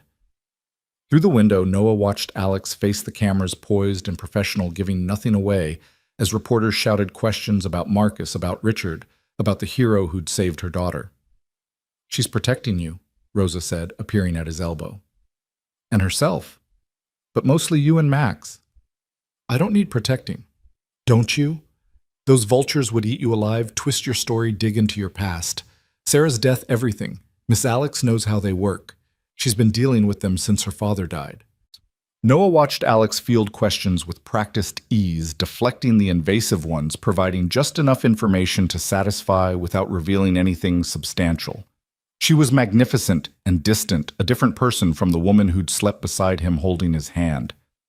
His phone buzzed. Sam Morrison, the investigator he'd recommended. Noah, it's Sam. Ms. Cole hired me this morning. I need to talk to you about what I'm finding. Can you meet... I'm trapped by media at the Cole estate. I know, I'm at the service entrance. Security knows I'm coming. 20 minutes later, Sam sat in the guest house kitchen, a tablet full of documents spread between them. Sam was exactly as Noah remembered, unassuming, thorough, the kind of man who could disappear in a crowd or command a room depending on what was needed. Thompson's dirty, but you knew that, Sam began. What you might not know is he's been working with Richard Cole for 3 years. Shell companies, hidden transfers, the whole setup. 3 years, but Alex and Richard divorced 2 years ago. The paperwork started before the divorce. Richard was planning something long-term. Sam pulled up a document. Look at this. Thompson Construction got every Cole Technologies contract right after Richard and Alex separated. Richard was on the board, then pushed them through. He was sabotaging his own wife's company. Ex-wife. And yes, but here's the interesting part. Sam swiped to another document. The insurance payouts from the accidents and delays, they went to accounts connected to Richard. He's been bleeding Cole Technologies, slowly making it look like construction incompetence. Noah felt rage building in his chest. He's been setting her up to fail. More than that, I think he's trying to devalue the company enough to trigger a hostile takeover. Look at these board meeting minutes from 6 months ago. Noah read quickly his construction experience, helping him understand the technical aspects. Richard had proposed a merger with Steinberg Industries, his family's company. Alex had blocked it. Since then, every construction project had faced delays, cost overruns, accidents. Can we prove this? I'm working on it. Eddie Valdez started talking last night. Mentioned Thompson promised him $50,000 to scare you off. But here's what really interests me. Sam pulled up a photo. Security footage from the construction site 2 hours before the vandalism. The image was grainy but clear enough. Richard Cole standing next to Thompson and another man Noah didn't recognize. That's Marcus Hoffman's lawyer, Sam said. Vincent Morse. He specializes in one thing, getting guilty people off on technicalities. Why would he be at the construction site? That's the million-dollar question, but I have a theory. Sam leaned back. What if Marcus shooting at Grace wasn't random? What if it was meant to create chaos, distract from what Richard was really doing? Noah felt sick. You think Richard used his own brother's mental illness as a cover? I think Richard Cole is capable of anything to get what he wants. And what he wants is control of Cole Technologies of Grace of Alex. The front door opened and Alex entered looking exhausted. She stopped short seeing Sam. Ms. Cole, I was just updating Noah on my findings. And her voice was carefully controlled. Sam repeated what he'd told Noah, watching Alex's face go from pale to furious to something beyond anger, a cold determination that reminded Noah she'd built an empire from nothing. Can we use any of this in court? Not yet, but give me another 48 hours. Eddie's about to flip completely, and once he does, Thompson will scramble to save himself. That's when people make mistakes. After Sam left, Alex stood staring at the documents he'd left behind. 3 years. He's been planning this for 3 years. Alex, I thought the affairs were the betrayal, but this... He was undermining me while sleeping in my bed, eating at my table, playing with our daughter. Her voice broke on the last word. Noah pulled her into his arms, feeling her shake with suppressed rage. We're going to stop him. How? He has connections everywhere. The board already questions my judgment because of the divorce. If construction keeps failing, it won't. Tomorrow I start officially. I'll be on site every day. No more sabotage, no more corner cutting, no more delays. You can't watch everything. No, but I can bring in people I trust. Construction workers talk, Alex. They know who's dirty and who's clean. Let me build you a team that Richard can't buy. She pulled back to look at him. Why are you doing this? Really? You know why. Because you're a good man who helps people. Because somewhere between that hospital room and this moment you became my people. You and Grace. The ones I protect, the ones I fight for. Noah, we can't tomorrow changes everything. No, it doesn't. Tomorrow I become your director of facilities management. I'll be professional, respectful, appropriate. But that doesn't change this. He gestured between them. It just means we're careful. For how long? As long as it takes. Alex, I waited 18 months to feel anything besides grief. I can wait a little longer for this to be right. A crash from the main house interrupted them, the kids from the sound of Grace's delighted squeal. Alex smiled despite everything. We should check on the fort architects. The blanket fort had consumed the entire living room sheets and pillows, creating an elaborate tunnel system. Rosa was inside reading to the kids, her voice carrying dramatic inflection that had them giggling. It was so normal, so perfectly domestic that Noah's chest ached with want. Can we come in? Alex called. Password, Grace demanded. Cookie. No. Dragon. No. Max, tell them. Max's head popped out from behind a blanket. It's family. Noah and Alex exchanged glances. Family, they said together. You may enter, Grace announced regally. The rest of Sunday passed in a blur of enforced normalcy. The media remained outside, but inside the gates they created their own world. Noah helped Max with homework, while Alex and Grace baked cookies that turned out lopsided but delicious. Rosa taught them all a card game from her childhood that had everyone laughing until their sides hurt. But as evening approached, the weight of Monday pressed closer. Alex retreated to her office for conference calls with the board. Noah reviewed the construction plans again, memorizing every detail, every potential weakness. The children, sensing the adult tension, grew clingy and quiet. Are you really starting a new job tomorrow?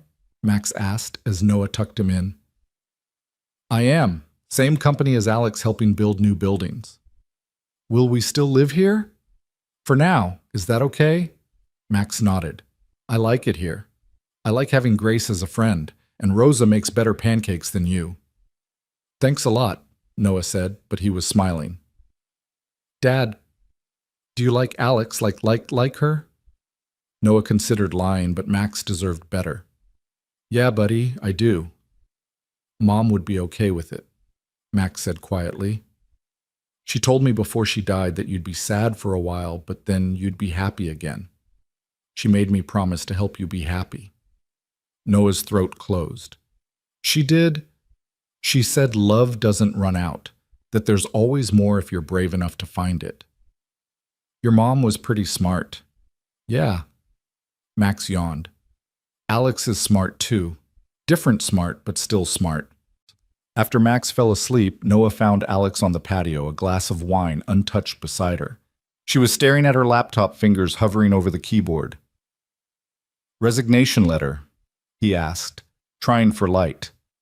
Email to the board, trying to explain why I've hired someone they'll see as unqualified without revealing he saved my daughter's life. Tell them the truth. I have 15 years of construction experience. I've identified significant problems with current contractors, and I'm bringing in my own team to ensure quality control. It's that simple. The best truths usually are.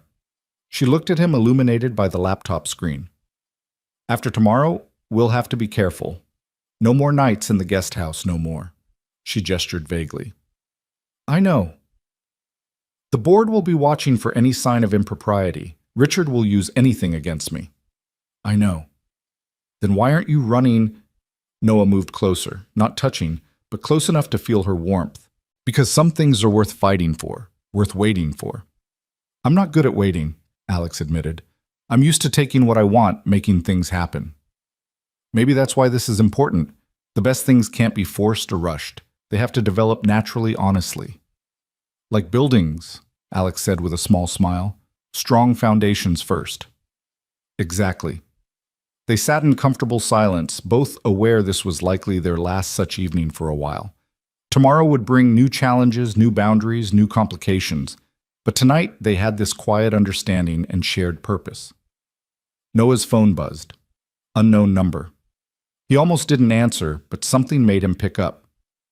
Mr. Reed, this is Vincent Morse. I represent Marcus Hoffman. Noah put the phone on speaker, gesturing for Alex to stay quiet. What do you want? To make a deal. My client has information about the construction site vandalism, about Richard Cole's involvement. He's willing to testify in exchange for reduced charges. Marcus is turning on his own brother. Marcus is having what we call a moment of clarity. The medication is helping him see how he's been manipulated. He wants to make things right, especially regarding the little girl. Noah looked at Alex, whose eyes were wide. What kind of information? Recorded conversations. Richard visiting Marcus, encouraging his delusions about Ms. Cole, suggesting that if Grace were gone, everything would go back to normal. We have dates times recordings. Why should we trust you? Because in 24 hours, I'm filing these recordings with the court regardless. I'm calling as a courtesy, Mr. Reed. Marcus wants you to know he's sorry. He wants the little girl to know he never really wanted to hurt her. The voices, the illness, Richard's manipulation, he's finally seeing it all clearly. After Morse hung up, Alex was already calling Patricia. The lawyer answered on the first ring, listened, then said she'd be there in 30 minutes. This changes everything, Alex said. If Marcus testifies against Richard, Richard's finished, but he won't go quietly. No, Alex agreed. He won't. As if summoned by his name, Alex's phone rang. Richard. Don't answer, Noah said. I have to. If I don't, he'll use it against me. She answered, putting it on speaker. Richard. Alexandra. His voice was slurred, drinking from the sound of it. My brother called, said he's going to lie about me in court. You've poisoned him against me. I haven't spoken to Marcus since the divorce. Liar. You've always been a liar. Perfect Alexandra, so composed, so controlled. But I know what you really are. Richard, you're drunk. We can talk tomorrow. Tomorrow your boy toy starts working for you. How convenient. Hero saves the day, gets the job, gets the girl. Like a bad movie. Noah tensed, but Alex touched his hand, keeping him quiet. There's nothing inappropriate about hiring qualified people, Richard. Qualified. He's a construction worker. But then you always did like slumming. Remember that bartender in Aspen? Goodbye, Richard. I'm going to destroy you, Alexandra. Take everything. The company Grace, all of it. You'll have nothing. Is that a threat? It's a promise. You took everything from me. My family, my reputation. You destroyed your own reputation with affairs and embezzlement. I just refuse to cover for you anymore. Embezzlement? You can't prove... Actually, I can. Thompson's been very chatty since his friend Eddie got arrested. Something about not wanting to go down alone. Silence on the other end, then Richard's voice colder, now sober, despite the alcohol. You think you've won. You have no idea what I'm capable of. Neither do you, Richard. The difference is I'm not alone anymore. She hung up. Within seconds, her phone was ringing again. She turned it off. He's going to escalate, Noah said. Let him. Every threat, every action just adds to our case. But her hands were shaking. Patricia arrived with 2 other lawyers, and they spent the next 3 hours preparing for what was coming. Restraining orders, custody documentation, criminal charges for the sabotage. By the time they finished, it was nearly midnight. I should go, Noah said as the lawyers packed up. Big day tomorrow. Noah, Alex caught his arm. Be careful tomorrow. Thompson won't be happy about you replacing his oversight. I can handle Thompson. I know, but still. Be careful. I can't. She stopped. We can't lose you too. The we hung between them heavy with meaning. Noah wanted to kiss her, to promise everything would be fine, but Patricia was watching and tomorrow was bearing down on them. I'll be careful, he promised. Monday morning came too soon. Noah arrived at the Cole Technologies construction site at 6 a.m., full crew already assembled. Thompson was there, red-faced and blustering. You can't just waltz in here and take over my site. It's not your site, Noah said calmly. It's Cole Technologies' site. You're just a contractor, and from what I've seen, not a very good one. You little... Mr. Thompson. A new voice interrupted. Alex stepped out of a car perfectly composed in a navy suit that meant business. Is there a problem? Ms. Cole, this man is disrupting our workflow. This man is my director of facilities management. He has full authority over this site. If you have a problem with that, your contract has a termination clause we'd be happy to invoke. Thompson's face went purple. You'll regret this. I doubt it. Alex's smile was sharp as glass. Mr. Reed, carry on. I have a board meeting. She left, but not before her eyes met Noah's for a brief moment. Professional, appropriate, but underneath something more. Noah turned to the assembled crew. All right, everyone. We're doing a full site inspection. Every beam, every wire, every bolt. If you've been cutting corners, now's your chance to come clean. No judgments, no firings if you're honest. But if I find problems you don't tell me about, you're gone. By noon, 3 workers had confessed to various shortcuts Thompson had ordered. By 2, Noah had a list of violations that would shut down most construction sites. By 4, Thompson's own foreman had agreed to testify about the systematic fraud. Noah was documenting everything when his phone rang. Max's school. Mr. Reed, Max didn't come back from lunch. We've searched everywhere. The world tilted. Noah was running before conscious thought calling Alex as he ran. Max is missing. What? How? School says he didn't come back from lunch. I'm heading there now. I'm coming. And Noah Grace is still in class. I just checked. The relief that Grace was safe was immediately swallowed by terror for Max. Noah drove like a madman, arriving at the school to find police already there. The principal, Mrs. Davidson, met him at the door. We've reviewed the security footage. Max left with a man at 11:45. The man showed paperwork, said he was picking Max up for a family emergency. What man? She showed him the footage. Noah's blood went cold.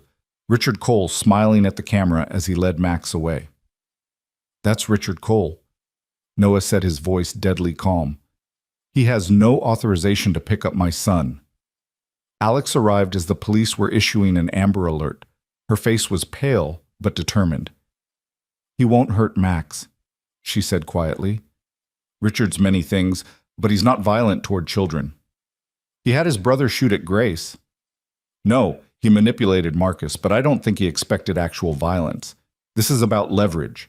He has Max to force us to back down. Noah's phone rang. Unknown number. Hello, Noah. Richard's voice was calm, controlled. I have your son. He's safe eating ice cream, actually. Seems he likes mint chocolate chip. If you hurt him. I won't. I'm not a monster despite what Alexandra tells people. I just want to talk. Civilized. There's a warehouse on Dock Street, number 47. Come alone, both of you. Richard, this is kidnapping, Alex said. You're destroying any chance of... I'm negotiating. 1 hour. Come alone or I call my friends at Channel 9, tell them about your inappropriate relationship with your employee. How long before the board uses that to remove you, Alexandra? The line went dead.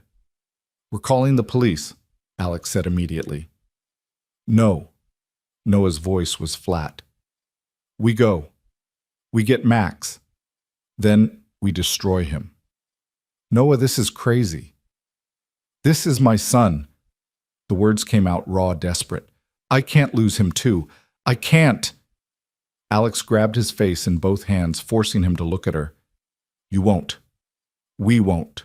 But we're not going alone. Sam Morrison and his team will follow. Patricia will have police on standby. We play along, but we play smart. 40 minutes later, they pulled up to the warehouse. It was empty except for Richard's Tesla and a van Noah didn't recognize. Richard stood in the doorway, Max beside him, the boy looking confused but unharmed. Dad. Max started forward, but Richard held his shoulder. Not yet, buddy. The adults need to talk first. Let him go, Richard, Alex said. You've made your point. Have I? Because from where I'm standing, you're still trying to ruin me. Richard's composure cracked slightly. 3 years, Alexandra. 3 years I've been trying to get back what's mine. I was never yours, Richard. That was the problem. You were my wife. Grace is my daughter. Grace is not your daughter. Alex's voice was ice. You lost that right when you signed away custody. Because you forced me. Your lawyers, your money, your affairs, your lies, your abuse, Alex countered. Should we list them all? Should we talk about Melissa Jennifer? The girl in accounting who filed a complaint you had buried. Richard's face contorted. You always thought you were better than me.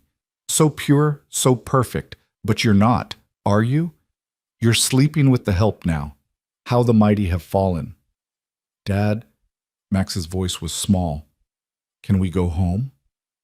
Something in the way Max said home, meaning Alex's house, Noah realized made Richard's expression darken further.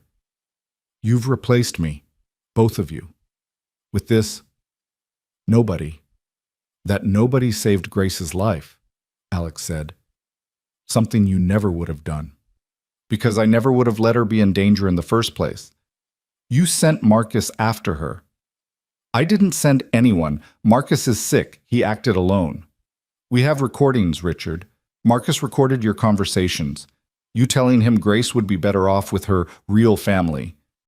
You suggesting that if Grace weren't around, I'd have no reason to keep fighting you. Richard went white. That's not, I never meant, you never mean anything, do you? Alex stepped forward. It's always someone else's fault. The affairs were my fault for working too much. The embezzlement was Thompson's idea. Marcus's breakdown was his own weakness. When do you take responsibility, Richard? When do you? Richard shot back. You destroyed our marriage with your ambition. I succeeded despite you, not because of you, and that's what you can't forgive. While they argued, Noah had been slowly moving closer to Max. Richard was so focused on Alex he didn't notice until Noah was close enough to grab his son. Max, come here. Don't move, kid, Richard said, but his grip on Max had loosened. Let go of my son. Noah's voice was dangerous now, all pretense gone. Your son. Where were you when he needed you? Working overtime, leaving him with babysitters, barely scraping by. He was surviving. We both were. Something you've never had to do. Dad, I want to go, Max said, pulling away from Richard. See? Richard laughed bitterly. Even the kid chooses them over family. We are his family. Grace's voice piped up from behind them. Everyone turned to see Grace standing with Rosa and Patricia police officers behind them. Max is my brother now. That's what chosen family means. Grace, Richard's voice broke. What are you doing here? Making sure you don't hurt anyone else. Grace walked past him to Max, taking his hand. Come on. Rosa made cookies. The simplicity of it, the easy dismissal of Richard's power seemed to break something in him. He lunged forward, whether toward the kids or Alex, Noah couldn't tell. But Noah was already moving his fist, connecting with Richard's jaw in a satisfying crack. Richard went down hard, blood streaming from his nose. You hit me. Everyone saw that. I saw you assault Mr. Reed first, Patricia said calmly, as did the officers behind me, and the security cameras Sam installed an hour ago. Richard looked around wildly, realizing he'd been outmaneuvered. This isn't over. Yes, it is. Alex stood over him, no longer the woman he'd tried to diminish. You're going to jail, Richard, for kidnapping, conspiracy, embezzlement, and whatever else we can prove. Your brother's testimony will bury you. Thompson's already turned state's evidence. It's over. The police moved in cuffs, clicking around Richard's wrists as they read him his rights. He kept shouting about lawyers, about connections, but no one was listening anymore. Noah wrapped Max in his arms, feeling his son shake with delayed reaction. You okay, buddy? He said he was taking me to you, that there was an emergency. I know, I'm sorry. We're going to talk about stranger danger again, okay? He wasn't a stranger. He was Grace's dad. Ex-dad, Grace corrected. Noah's going to be my new dad. The adults all froze. Grace looked at them with innocent confusion. What? That's what happens, right? You love each other, you get married, and then Max and I are real siblings. Grace. Alex started, her face flushed. That's not... It's okay, Mama. I know you have to date first. But anyone can see you love each other. Even Max sees it, and he doesn't notice anything. Hey, Max protested, but he was smiling. As the police cars pulled away with Richard, Sam Morrison approached. That was either very brave or very stupid coming here like that. Probably both, Noah admitted. Well, it worked. Richard threatened you on recording, admitted to the conspiracy on tape. Between that and what we already have, he's done. Later, back at the estate after the police statements and the kids were safely in bed, Noah and Alex stood in the garden between the main house and guest house, neither sure where to go from here. So, Noah said, how was your first day with your new director of facilities management? Eventful, Alex said dryly. He got my ex-husband arrested and saved my nephew. Nephew? That's what Max is, right. If Grace has decided you're going to be her new dad. Kids say things, kids say true things. Alex moved closer. She's not wrong, you know, about how I feel. Alex, we said we'd be careful. We were. We are. But Richard's gone. The board saw you save the construction project today, and frankly, after everything, I don't care what anyone thinks. She reached up, cupping his face. I love you, Noah Reed. It's too soon and too complicated and probably too everything, but I love you. Noah kissed her, pouring everything he couldn't say into it. When they broke apart, both breathing hard, he rested his forehead against hers. I love you too. Have since you brought me terrible Chinese food and told me your mother was a character flaw. Alex laughed, the sound free and genuine. That was terrible Chinese food. The worst. They stood there holding each other as the night deepened around them. Tomorrow would bring lawyers and trials, construction sites, and board meetings. There would be explanations to the kids properly this time, and decisions about the future that couldn't be rushed. But tonight, with Richard gone and their children safe with the truth finally spoken between them, Noah felt something he hadn't experienced in so long he'd almost forgotten its name. Peace. So, Alex said against his chest, your place or mine? Yours has better coffee. Mine has Grace having nightmares at 3 a.m. Mine has Max's Lego collection spread across every surface. Yours it is, Alex decided, at least until we figure out how to blend our chaos properly. As they walked toward the guest house, Noah thought about the strange journey that had brought them here. A bullet meant for a little girl had torn through more than just his flesh. It had torn through the walls. Both of them had built the careful isolation they'd used to protect themselves from more loss. The courtroom was packed 3 weeks later, every seat filled with reporters, Cole Technologies board members, and curious observers who'd followed the story since it first broke. Noah adjusted his tie for the 10th time, the fabric feeling like it was choking him despite Alex's assurance that it was perfectly fitted. Beside him, Max sat unnaturally still in his own small suit, his hand gripping Noah's tightly. Remember what we practiced? Noah asked quietly. Max nodded. Tell the truth, speak clearly, and don't be afraid. That's my brave boy. Across the aisle, Alex sat with Grace, both of them composed despite the circus surrounding them. Alex caught Noah's eye and mouthed, "Breathe." He tried, but the air felt thick with anticipation and dread. Marcus Hoffman was already on the stand looking nothing like the wild-eyed man who'd terrorized the park that September day. Medication and weeks of treatment had restored clarity to his features, though guilt haunted his eyes as he looked at Grace.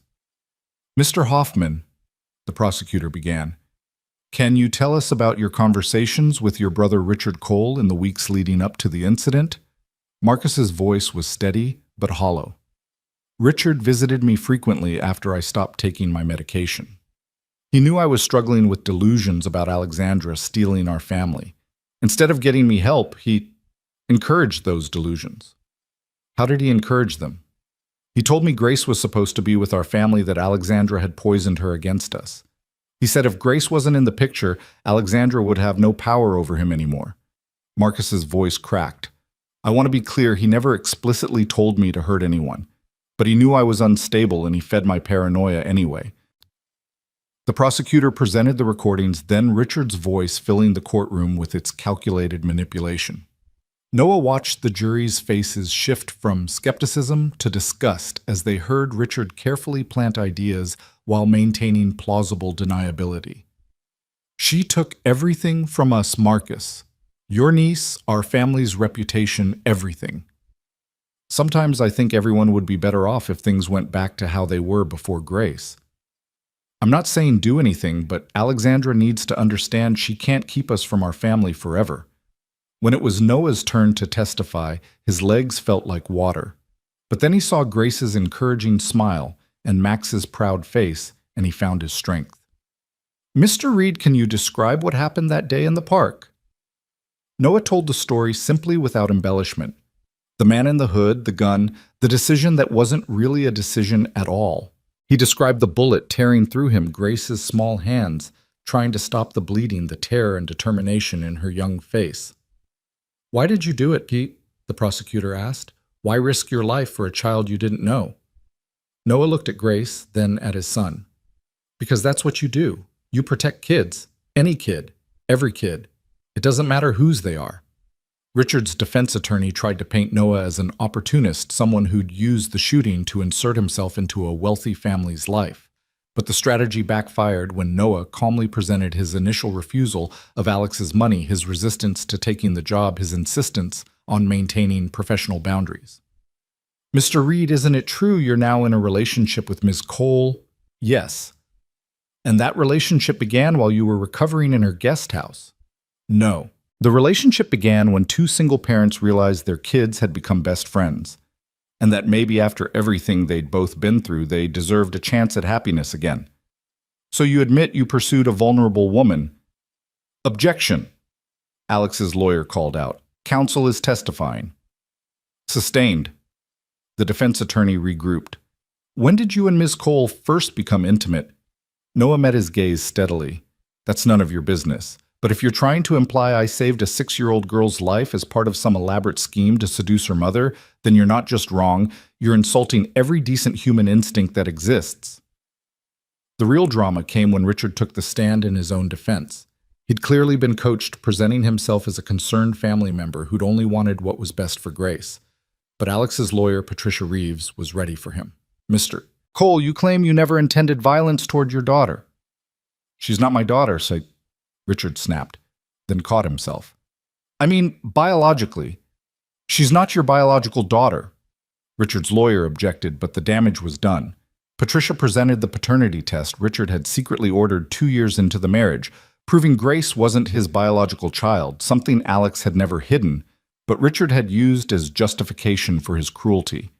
"You knew from the beginning that Grace was from Ms. Cole's previous relationship, correct?" "Yes, but you adopted her claim to love her as your own." "I did love her. Until you discovered she wasn't your biological child, at which point you began your affairs." "That's not Mr. Cole. Is it true you embezzled nearly $3 million from Cole Technologies through fraudulent construction contracts?" The questioning went on for hours, Patricia methodically destroying Richard's carefully constructed image. By the end, he was revealed as what he truly was: A narcissist who'd used his brother's mental illness and attacked a child's safety to maintain control over a woman who'd dared to leave him. The jury deliberated for less than 2 hours. Guilty on all counts: conspiracy to commit assault, embezzlement, kidnapping, child endangerment. Richard's face went white as the verdicts were read. 25 to life, the judge announced. Marcus would serve 5 years in a psychiatric facility, his cooperation and mental illness considered. As the courtroom erupted in chaos, Grace tugged on Noah's sleeve. "Is it over now?" "Yeah, sweetheart, it's over." "Good." She looked at Max. "Want to go get ice cream?" The simple question, the easy return to childhood priorities, made everyone laugh, despite the weight of the moment. Alex pulled Grace close while Noah held Max, and for a moment they stood there, not quite a family yet, but something moving steadily in that direction.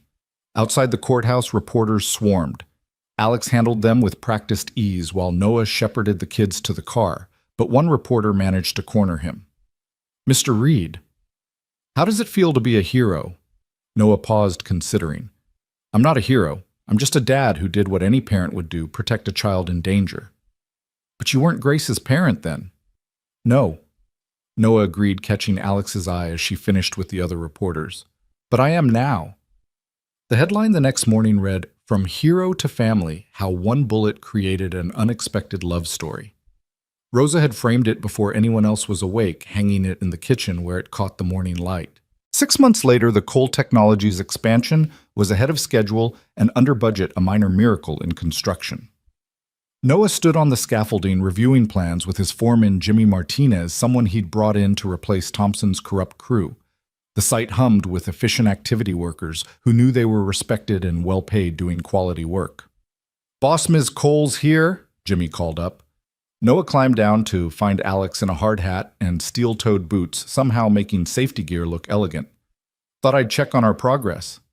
"Our site manager might object to the CEO showing up unannounced," Noah teased. "Good thing I know the site manager." She pulled him behind a stack of materials, kissing him quickly. "The board approved the second phase funding. We can break ground next month." "That's fantastic." He studied her face. "But that's not why you're here." "Am I that transparent?" "Only to me." Alex pulled out her phone, showing him an email. "Richard's lawyer, he wants to appeal." Noah felt the familiar surge of protective anger. "On what grounds?" "Ineffective counsel, compromised jury, the usual desperate attempts." She pocketed the phone. "Patricia says not to worry, that it's standard procedure and will go nowhere." "But you're worried anyway." "I'm tired of looking over my shoulder. Grace still has nightmares sometimes." Max flinches when someone who looks like Richard walks by. "When does it actually end?" Noah pulled her close, not caring who might see. "It ends when we decide it does." "Richard's in prison. He has no power except what we give him by worrying, so we stop worrying and start living. Simple as that." "Simple as that. Besides, we have a birthday party to plan." Alex smiled. Grace was turning 7 next week, and she'd requested a joint party with Max, whose birthday was 3 days after hers. The kids had been inseparable since the trial, referring to each other as brother and sister to anyone who'd listen. That evening, they all gathered for dinner at the main house, a tradition that had evolved naturally over the months. Noah had officially moved out of the guest house, though not into the main house. Instead, he'd kept his apartment as a transitional space, spending most nights at Alex's, but maintaining enough separation to move slowly, carefully, making sure the kids were adjusting well. "Can we talk about something?" Grace announced as Rosa served dessert. The adults exchanged glances. Grace's serious tone could mean anything from a philosophical question about death to a request for a pony. "Of course, sweetheart," Alex said. "Max and I have been discussing, and we think you should get married." Noah choked on his water. Alex's fork clattered to her plate. "Not right now," Max added hastily. "But like soon, before we get too old." "You're 7 and 8, Noah pointed out. "Exactly. We're not getting any younger," Grace said solemnly. "And if you wait too long, we'll be teenagers and too embarrassed to be in the wedding." "You've really thought this through," Alex said, her voice admirably steady. "We made a presentation," Max said, pulling out a tablet. "Want to see?" What followed was a surprisingly sophisticated PowerPoint presentation, complete with graphs showing happiness levels, Since Noah and Alex met a cost-benefit analysis of marriage versus dating and testimonials from Rosa and Eleanor about why they should just get on with it already. "You got my mother involved in this," Alex asked. "Grandma Eleanor said you need a push sometimes," Grace explained, and Rosa said Mr. Noah is too respectful to propose without being sure you're ready. Noah and Alex looked at each other, both trying not to laugh. Their 8- and 7-year-old children had created a marriage proposal presentation with charts and graphs. "What do you think?" Alex asked him. "The data is pretty compelling." "The happiness metrics are impressive," Noah agreed, "but I noticed there's no timeline specified." "We figured 6 months," Max said. "That way we can have a summer wedding. I don't look good in winter colors." That broke the tension, everyone laughing, as Max seriously explained his concerns about burgundy bow ties clashing with his complexion. But later, after the kids were in bed, Noah and Alex sat on the patio considering their children's presentation. "They're not wrong," Alex said quietly. "The happiness levels have increased significantly." "Is that how we're making decisions now? Based on PowerPoint presentations by elementary schoolers?" "We could do worse. They included animations and everything." Noah laughed, then grew serious. "Alex, I don't want to rush you. We've been through so much." "Noah," she turned to face him fully. "Do you know what I realized during that presentation? We're already a family. We have been for months. The kids know it. Rosa knows it. My mother's been planning the wedding since you got shot. We're the only ones pretending we're still figuring it out." "So what are you saying?" "I'm saying maybe our kids are smarter than we are." She stood, then shocked him by dropping to one knee. "Noah Reed, you saved my daughter, rebuilt my company, and showed me that love after betrayal is possible. Will you marry me?" Noah stared at her, this brilliant, beautiful woman who'd just turned tradition on its head. "You're proposing to me. Someone has to. You're too respectful to do it without a 3-year planning period." "I was going to propose on Grace's birthday," Noah admitted, pulling a small box from his pocket. "I've been carrying this around for a month." Alex laughed, tears streaming down her face. "Of course you have." "So is that a yes?" she asked, still on one knee. "Only if you say yes to mine." Noah knelt beside her. "Alexandra Cole, you brought me back to life when I thought I was just surviving. You gave Max a family and me a reason to believe in tomorrow. Will you marry me?" "Yes. Yes." They kissed there on the patio, both on their knees, both crying and laughing simultaneously. When they finally stood, they found Max and Grace watching from the doorway, identical grins on their faces. "We knew you were listening," Alex said. "We knew you knew," Grace replied. "But someone had to make sure you actually did it." "Group hug," Max announced, and then they were all together, a tangle of arms and laughter and love that had been forged in trauma, but refined into joy. The wedding was indeed 6 months later, on a perfect June day in the garden, where so much of their story had unfolded. Grace and Max served as maid of honor and best man, taking their duties seriously enough to create another PowerPoint presentation about proper wedding party responsibilities. Eleanor walked Alex down the aisle, whispering something that made her daughter laugh through her tears. Jimmy Martinez stood as Noah's groomsman, while Rosa sat in the front row sobbing happily into a handkerchief. Patricia Reeves officiated. It turned out she was also ordained one of many surprises about the shrewd lawyer. Her ceremony was brief but perfect, acknowledging the winding path that had brought them together while celebrating the future they were choosing to build. "Noah and Alex have written their own vows," Patricia announced. Noah went first, his construction-roughened hands holding Alex's manicured ones. "Alex, 6 months after Sarah died, Max asked me if I'd ever be happy again. I told him someday, maybe. I lied. I couldn't imagine happy anymore. Then you walked into my hospital room with terrible Chinese food and even worse jokes, and something in me remembered what it felt like to hope. You didn't fix me. I wasn't broken. But you reminded me that I was still alive, still capable of love, still worthy of joy. I promise to protect you and Grace with everything I have to support your dreams, even when they scare me, and to never ever let you sing Taylor Swift without backup." Alex was cry-laughing by the end. Her vows were typically organized, but no less emotional. "Noah, I built an empire on the principle that needing no one meant no one could hurt me. Then you threw yourself between my daughter and a bullet, asking nothing in return, and my carefully constructed walls crumbled. You showed me that strength isn't about standing alone, it's about knowing who to stand with. I promise to trust you even when my instincts say to control everything, to make space for your dreams alongside mine, and to always save you the last egg roll. Max presented the rings with mathematical precision, while Grace scattered rose petals with artistic flair. When Patricia pronounced them husband and wife, the kiss was interrupted by Grace announcing, "Finally, we're officially siblings," which made everyone laugh. The reception was elegant but warm, held under twinkling lights strung through the garden. The kids gave a joint Best Man Maid of Honor speech that included charts showing projected happiness, increases post-marriage, and a promise to be the best siblings ever, even when we're teenagers and supposedly embarrassing.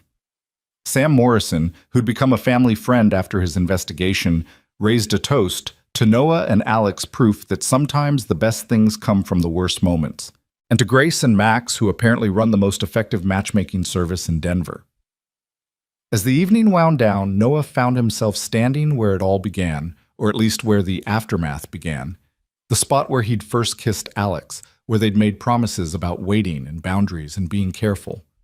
"No regrets?" Alex asked, joining him, her wedding dress rustling in the evening breeze. "Only one." Her face fell slightly. "What? I regret not getting shot sooner." "Noah." She hit his arm, but she was laughing. "Think about it. If Marcus had waited even a week, Max and Grace might not have bonded the same way. You might have hired someone else for the construction job. We might have passed each other forever, two single parents, too wrapped up in survival to see what was possible." "So you're saying getting shot was the best thing that happened to you?" "No, getting shot was terrible. The recovery was awful. The trial was a nightmare." He pulled her close. "But it led me to you, to this family, to a life I never imagined I could have. So yeah, I'd take that bullet again." "Well, please don't. One bullet wound per family is enough." They swayed together to the distant music from the reception, two people who'd found each other through violence and chaos, but built something beautiful from the wreckage. "Dad, Mom," Max called out. It was the first time he'd called Alex Mom, and her breath caught. "Grace is trying to sneak cake to her room." "I'm saving it for later," Grace protested. "You can't save wedding cake for later, it goes bad." "It does not, tell him, Mama," as their children bickered good-naturedly. Noah and Alex walked back toward their reception, their family, their future. The bullet wound had long since healed, leaving only a scar that Noah sometimes forgot was there. Richard was serving his sentence, his appeals denied, his power finally broken. Thompson Construction had folded, replaced by honest contractors who did quality work. Cole Technologies was thriving, the expansion complete and profitable. But more than all of that, two broken families had healed into one whole one. Not perfect perfection was a myth Richard had tried to sell, but real, complicated, messy, and absolutely worth every struggle that had brought them here. "Hey," Noah said suddenly. "Want to know a secret? Always. I loved you before the Chinese food. When you promised to take care of Max while I was being wheeled into surgery, you didn't know us, you'd just watch me bleed all over your daughter, and your first instinct was to make sure my kid would be okay. That's when I knew you were extraordinary." Alex stopped walking, pulling him in for a kiss that had their guests cheering and their kids making exaggerated gagging noises. "Want to know my secret?" she whispered against his lips. "Tell me. I loved you when you told Grace she was brave while you were bleeding out. You were dying, and you took the time to make sure she wouldn't blame herself. That's when I knew you were the one." They stood there in their garden, surrounded by family and friends, the lights twinkling above them like stars they'd wished on without realizing it. Tomorrow would bring normal life work and school homework and board meetings, all the mundane chaos of a blended family navigating the world.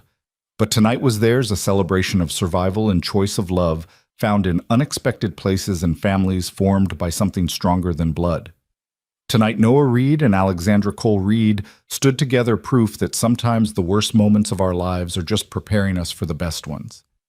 Grace and Max ran over, grabbing their parents' hands, pulling them toward the dance floor, where Rosa was teaching everyone a traditional dance from her childhood. Eleanor was partnering with Sam Morrison, both of them laughing at their clumsy steps.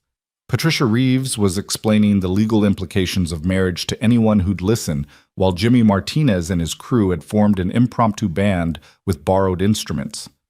Come on, Grace insisted. It's our song. It wasn't their song. It was some pop tune the kids loved, but Noah and Alex let themselves be dragged onto the floor anyway, because that's what family did. They showed up, they participated, they loved each other through bullets and trials, through PowerPoint presentations, and wedding days, through all the ordinary and extraordinary moments that wove lives together into something unbreakable. As Noah spun his daughter now officially. While Alex dipped Max dramatically, making him shriek with laughter, he thought about the butterfly effect of single moments. One man with a gun in a park, one split-second decision to act, one bullet that had torn through flesh but somehow created a family. The music swelled, their guests joined them on the floor, and Noah Reid danced with his wife, his children, his chosen family, knowing that sometimes the best things in life come from the moments that almost break us. Sometimes heroes aren't the people who seek glory, but the ones who simply refuse to let harm come to those who need protecting. And sometimes, if you're very lucky, saving someone else ends up saving yourself too. The party went on late into the night, but eventually guests departed, kids fell asleep in chairs, and the garden grew quiet. Noah and Alex stood together surveying the beautiful chaos of their wedding's aftermath. "So, Mrs. Cole Reid," Noah said, "what now?" "Now, Mr. Reid, we live happily ever after." That simple, that complicated, but worth it. They gathered their sleeping children. Max drooling on Noah's shoulder. Grace clutched in Alex's arms and walked toward their house singular now. No more guest house separation. Tomorrow they'd leave for a honeymoon while the kids stayed with Eleanor, but tonight they'd all pile into the big bed, probably with someone's foot in someone else's face by morning. It wasn't the life either of them had planned. But as Noah looked at his family, at the woman who'd taken a chance on a bleeding construction worker, at the children who'd orchestrated their happiness with presentations and determination, he knew it was exactly the life they were meant to have. The bullet scar pulled, sometimes reminding him of that September day when everything changed. But it no longer hurt. It had become just another part of his story, the violent beginning of something beautiful, the moment when 4 separate lives began their journey toward becoming one family. And as they closed the door on their wedding day, as they settled their children and themselves into bed, as Alex reached for his hand in the darkness and whispered, "Thank you for saving her," Noah whispered back, "Thank you for saving us all." Outside, Denver slept under a canopy of stars. Somewhere other families were facing their own trials, their own moments of decision. But inside the Cole Reid house, 4 people who'd found each other through chaos slept peacefully, safely together. It was, Noah thought, as sleep claimed him, a hell of a happily ever after.